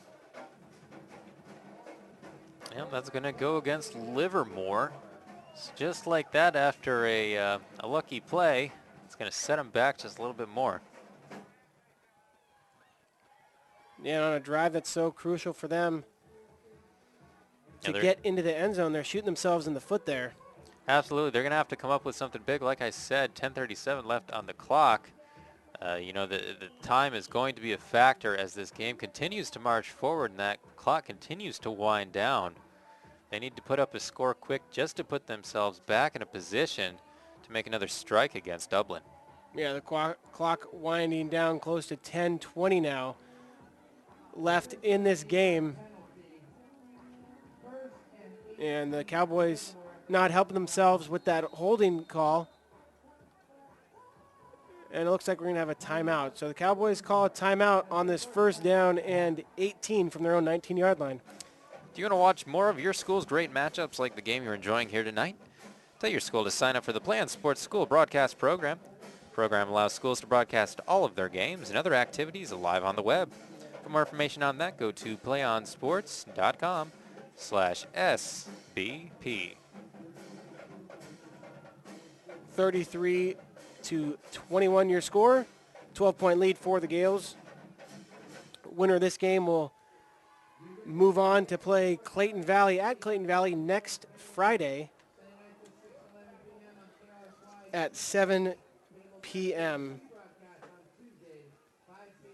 So this drive, like we mentioned, so critical for the Cowboys. They really need to go 81 yards here and get something out of this drive. And so we'll see what they've drawn up here on first down and 18 from their own 19-yard line. And Livermore would hate to end their season like this. They've had a disappointing season, disappointing record. They played a lot of tough teams. But to end it like this with just a disappointing finish, that would be a heartbreak. And McPherson, the dive play to Hernandez. Hernandez, a short gain there. And it looks like every time McPherson's handing the ball off, it looks like he wants to keep it as well. He's almost running with his running back. That mesh point is not working like it should be right now. Yeah, and that's the deception they've been going to all game. But I think at this point, Dublin's finding a way to limit the effectiveness of that play. So that's why I think, and I'm always an advocate of doing something a little weird out there. So I'd like to see Livermore go with something a little different here. McPherson drops back pressured, and he's going to go down. That is Michael excuse me, make that number, looks like Jackson Chase, number 76. Well, the way that's going to force a 3rd and 16 here, so 3rd and quite a ways to go. And that's, again, it's putting Livermore in a do-or-die situation. Less than 10 minutes on the clock now, about 9. Still with quite a big deficit to catch up with. And that was actually the former tight end, Alex Kappa, who's now playing both ways. He's playing defensive lineman and left tackle. McPherson pressured again, and that is going to be Jimmy Rojas with his 2nd sack of the game. And I'll tell you, that's a whale of a play by Rojas, because now 4th down, 4th and long ways to go. Clock is still ticking, and Livermore has just yet to come up with an offensive answer to the kind of defensive wall that Dublin has been putting up. And it looks like in situations where Livermore has to pass it, they look really uncomfortable, Andrew. Yeah, they really have. They just looked a little off all game offensively, a little flat-footed. They've been caught quite a few times, and I think they're running out of answers. Tristan Elias is going to let that one roll out of bounds, and they will mark it at the 42-yard line. 8 minutes left in this contest. The Gales defense with a great series defensively, forcing the punt by the Cowboys, and they're going to start at their own 42-yard line. And I'll tell you, another score by Dublin here I think would seal the deal. I know there's plenty of football left to play, but I'll tell you that Livermore, they've just looked a little lethargic on offense. Nothing has really been working out for them since they had that big rush right at the beginning of the second half, or rather the 4th quarter. Run off the left side here by the Gales, and that's Josh Yu. I'm sorry, I said 4th quarter, I meant 3rd quarter. So a good 1st down run makes it 2nd down and 5 for the Gales, and they're just going to look to keep that clock running. You'd expect them to keep the ball on the ground here to chew up as much clock as they can. Yeah, they're just going to try and eat clock for the rest of this, as there's less than 7:30 on it. So we're going to see a lot of plays that draw out the time as much as possible as clock management, again, is going to become crucial. Yu still dragging defenders down to the 40-yard line. And Josh Yu's been running hard tonight, as well as making defenders miss and now dragging defenders with him. And that's enough for the 1st down. Yeah, he looked real powerful on that run. But I think, again, his asset is his speed and his acceleration. Because if you can hit a pocket going full tilt, you're going to be able to cause a lot of damage. And he almost made that look easy the way he just managed to eat up yards. It looked like Livermore was almost, rolling over for him. Yeah, kept those legs churning, was bringing Jacob House with him. And now the Gales have a 1st down and 10, 6:49 and counting, play action. And that pass is complete, and down to the 30, down to the 20-yard line is Dylan Forshey. And that's the 3rd completion we've seen to Forshey on those routes in the flat. And it looks like Dublin's just riding the railroad tracks into the station right now. It's almost like the Cowboys aren't even putting up too much of a contest at this point. And I know that's not intentional on the Cowboys' part, but they're going to have to come up with something to answer Dublin's offense. So Nabita to Forshey on that last completion. 1st down and 10 from the 20-yard line of the Cowboys. Toss play to Yu. Cuts it up inside, and he's down at the 17-yard line. So 2nd down and 7 after a gain of 3. And they've already eaten up a minute on the clock just on this possession. But if you look at how much of the field they've managed to traverse, they're having a heck of a drive, probably one of the better drives that they've had all game.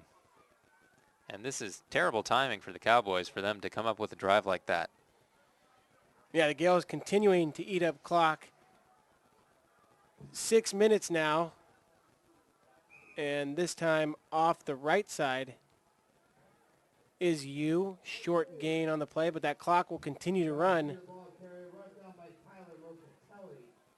Yeah, now less than 6, so they're inching towards eating up almost 2 minutes. Traversing, I think we've had at least 40 yards here, so in a 3rd and 5 situation, and they're into the red zone. Nobita under center, and the deep back Nobita looking, and he's got Thurman close to the first down marker. It depends on the spot, and it looks like he will have enough for the first down where they've marked him. Looks like they're going to mark him at the 9-yard line. I think, yep, and they are actually going to move those chains, so it's going to be a 1st and 10 situation. 5:19 left on the clock. Or 1st and goal, excuse me. Yeah, so they marked him at the 10. First down and goal for the Gales. A nice completion there. Corey Thurman on the receiving end of that, and we've seen Thurman running those out routes so many times this game. This time, they're trying U to the left side, and U's going to get taken down for a loss. Krieger in on that stop, along with a few other Cowboys. I think Matt Neal, we've called his name a number of times tonight, and a good job by the Cowboy defense there. To the Cowboys' credit, this is where they've played their best defenses in these crucial situations.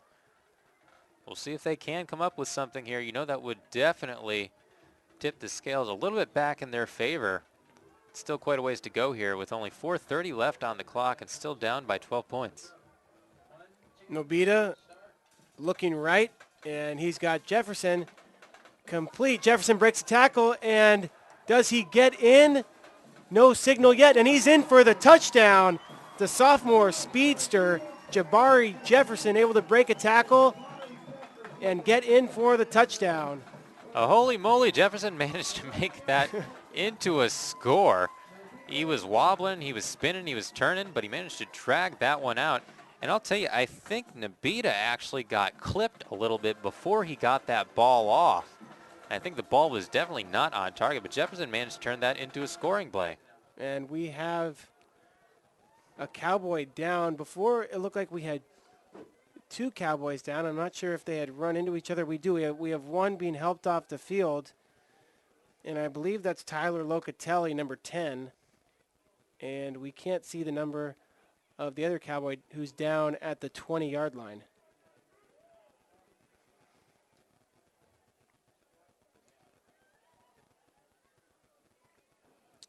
Well, Cowboys have got themselves in a bind here. This is a do-or-die situation for them. They're going to get the ball kicked off to them, but they're going to have a lot of score to catch up with and not a whole lot of time to do it. So if they do strike, it's going to have to come quick, and it's going to have to come often just to put themselves back into this game.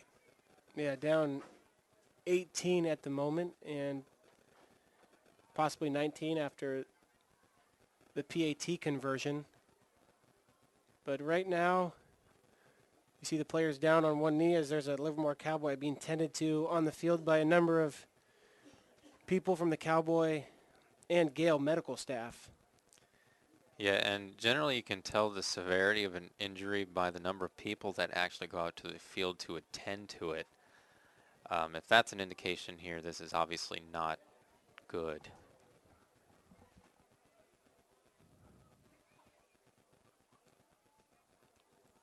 Yeah, so we'll have to see what happens here. You just hope that it's nothing serious. But like you said, when you have a number of medical personnel out on the field, it's not necessarily a good sign. And we're shielded right now. We can't see the player as there are a number of people around him.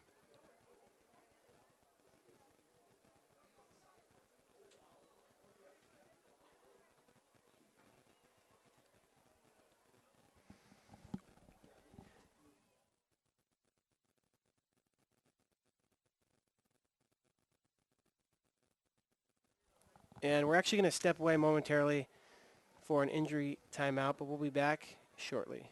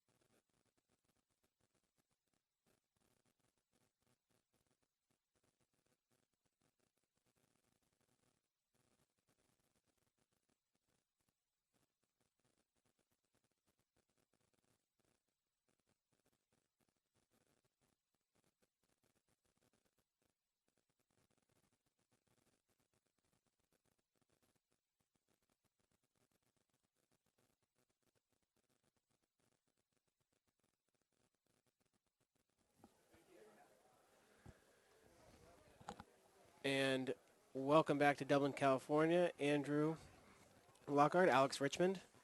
And we just saw a number for the Livermore Cowboy who was injured, and he's able to walk off with assistance, but they had brought the cart out there, and luckily they didn't need that for the injured Cowboy, who happened to be Matt Neal, who had been having such a good game on the defensive side of the ball. Yeah, he's a crucial part of the defense for Livermore. It looked like it was a leg injury initially, although it seems like he's moving it okay now. He does have assistance, but we hope the best for him. So Andrew Totaro on for the PAT. And that one splits the uprights.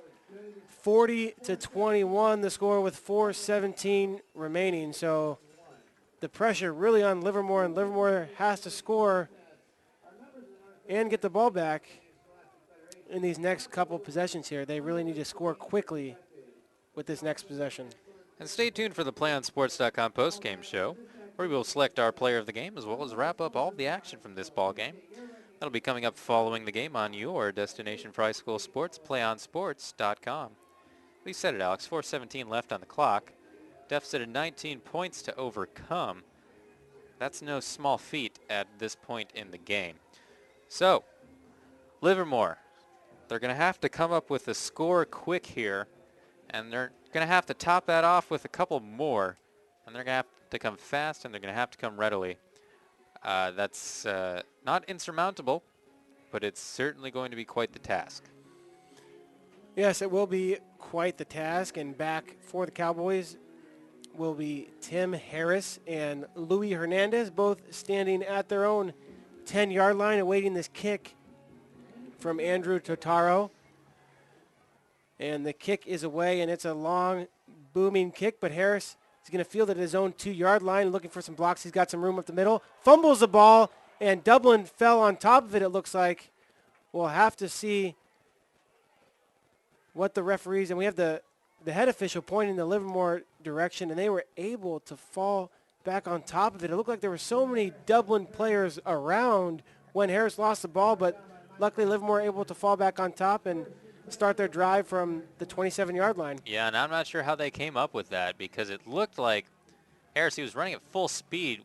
When he let go of it, it hit the ground not only hard and downward, but forward. So it actually might have picked up a couple yards for him. So either way, Livermore's going to need to strike quick here, though. No backs in the backfield. That's the first time we've seen that today.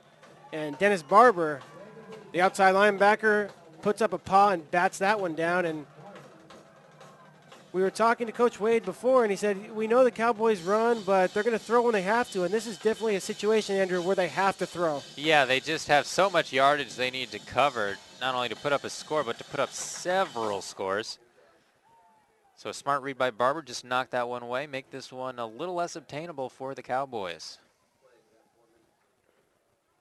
McPherson and company facing a 2nd down and 10 for the second straight play. No backs in the backfield. McPherson under center, looking right, and that one is short, intended for Max Krieger.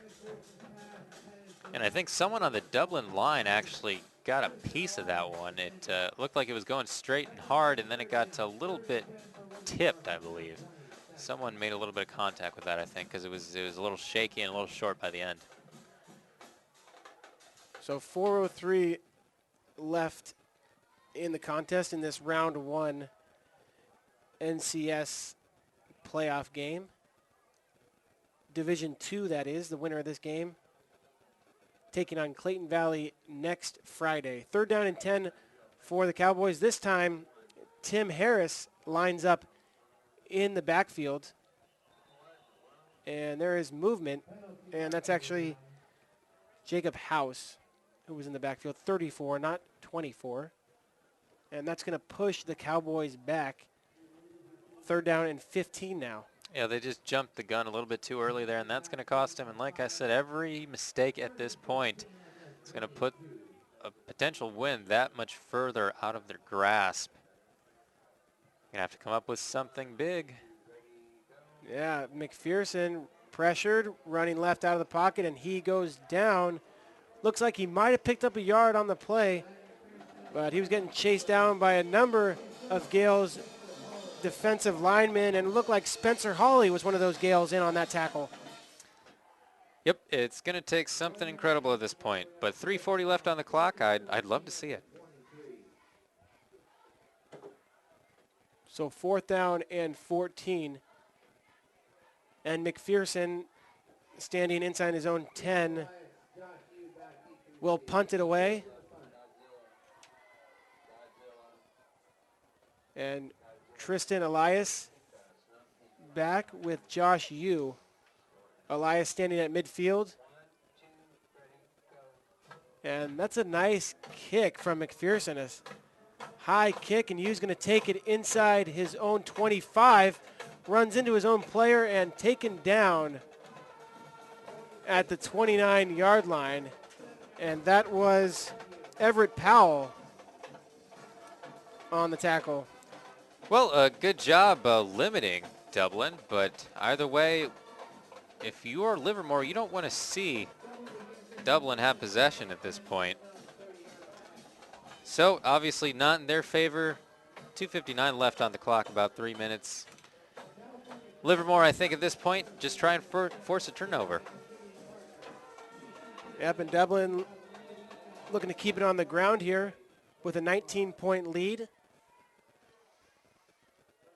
And that's going to be a keeper. That's Tristan Eliason at quarterback. He's got some room to run, and he lost the ball at the end of that run. He was out to the 45-yard line. We'll have to see who fell back on top of it, but Tristan Elias now in at quarterback, or at least taking a wildcat snap. I didn't see Nobita out there. Nobita's on the sideline, so it looks like Elias is in at quarterback. Well, Elias gets his first snap, almost turns it over. Thankfully for him, he did not. Either way, they're looking about midfield. 2:42 left on the clock. It's still running at this point. They're just going to try and eat up as much as possible. Get Elias some snaps. Elias coming to the near side, getting a nice block from Thurman, and he's into plus territory. Marked down at the 49-yard line. A nice run there by Tristan Elias. Yeah, he's obviously a productive runner out there. But finally an opportunity to put Elias in this game. I think Dublin's comfortable in their situation. We'll see if they have Elias continue to run. Maybe a chance for him to show off his arm a little bit. 2nd down and 4. The give now off to the left side. Starting to the right and cutting back to the left was Daryl Millinder. So Millinder with a few carries tonight and able to get close to that 1st down. It'll be a 3rd down and very short with 1:32 left in this game. They're going to move the chains on this one, so they will pick up the first. But with 1:32 left, I think, in situations like this, Alex, you're almost playing more for the next game than you are playing for the outcome of this game. I think you're just trying to run some plays, get some people some looks that you need to have out there, get some practice in, and you're almost just building up steam for the next game. Yeah, that's a good point. We're seeing a number of guys now getting some time who didn't earlier. Millinder off the right side now, and he's going to have enough for the 1st down, running hard. And that should move the sticks, and he's marked down at the 25-yard line. There's 1:03 left on the clock. Obviously, this game is, I think it's safe to say, out of reach for the Cowboys. Yeah, that must have been him, huh? But great showing by Dublin. And now they're giving some different guys some looks, and they're managing to put up some offensive numbers here too, pick up some big yardage. Yeah, and under a minute now, 45 seconds and counting. And Elias taking his time under center and just decides to take a knee. So that should do it. That should be, he might have to snap it one more time.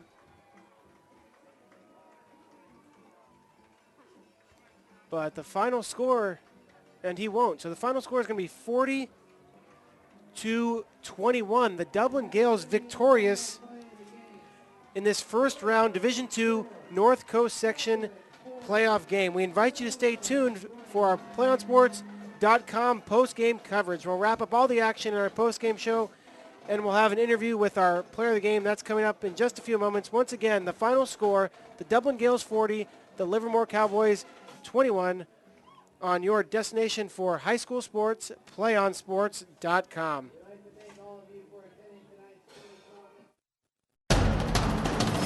We can get a player up here. Oh, that's good stuff. All right, perfect. Prepare a Wiley Ballard graphic. Do you want me to start the stream?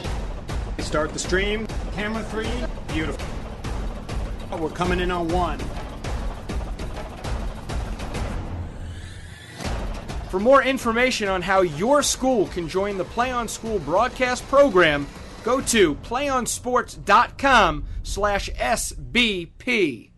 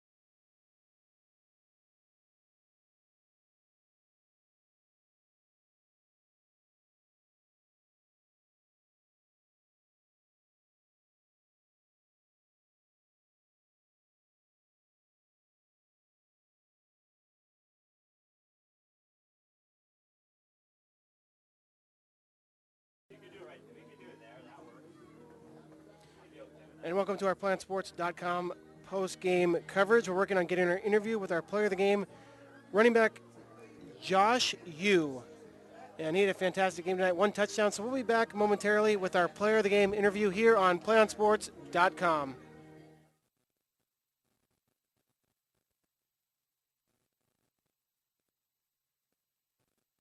We can get a player up here. Oh, that's good stuff. All right, perfect. Prepare a Wiley Ballard graphic. Do you want me to start the stream? Start the stream. Camera 3. Beautiful. We're coming in on 1. For more information on how your school can join the Play On School broadcast program, go to playonsports.com/SBP.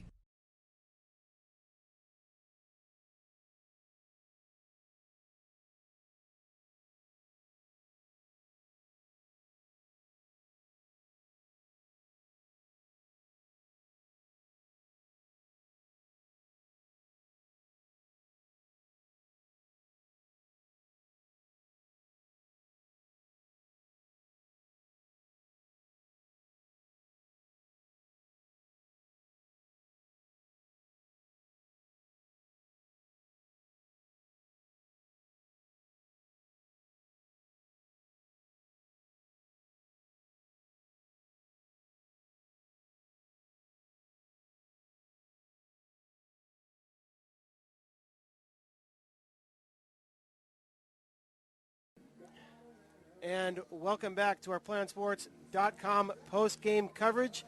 The Dublin Gales victorious 40-21 in their first round NCS playoff win against the Livermore Cowboys. And we are now joined by our player of the game, running back Josh Yu. Josh, first of all, congratulations on the win, and thank you for joining us. Thank you. 1 touchdown for the running back Josh Yu. And first talk about, you were listed as a wide receiver, and you kind of had to come in here after Andre Rudolph broke his foot, and you've been doing a really great job there at running back. Talk about how you've been able to do that.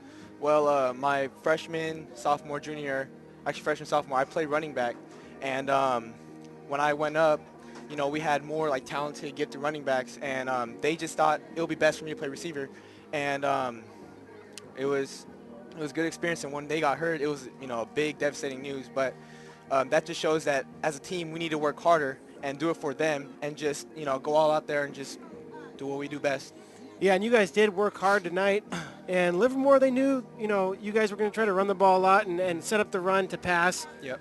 But talk about your offensive line, because it seemed like they were really opening up big holes for you, and you were able to explode through those holes. Yeah, without them, none of this would have happened. I got to give all the thanks to them. They worked their butts off. Practice, off the field, on the field, and we just click as a team. We were very close, and that just really made a huge impact on us, able to just execute and just go out there and play. Yeah, well, congratulations on this first round win, 40-21 over the Livermore Cowboys. Our player of the game, Josh Yu, 1 touchdown, and good luck next week. You guys go over to Clayton Valley and face Clayton Valley in the second round next Friday. Thank you for joining us. That's our player of the game, Josh Yu, 40-21 here. Stay tuned for our post-game coverage here on PlayOnSports.com. We can get a player up here. Oh, that's good stuff. All right, perfect. Prepare a Wiley Ballard graphic. Do you want me to start the stream? Start the stream. Camera 3. Beautiful. We're coming in on 1. For more information on how your school can join the Play On School broadcast program, go to playonsports.com/SBP.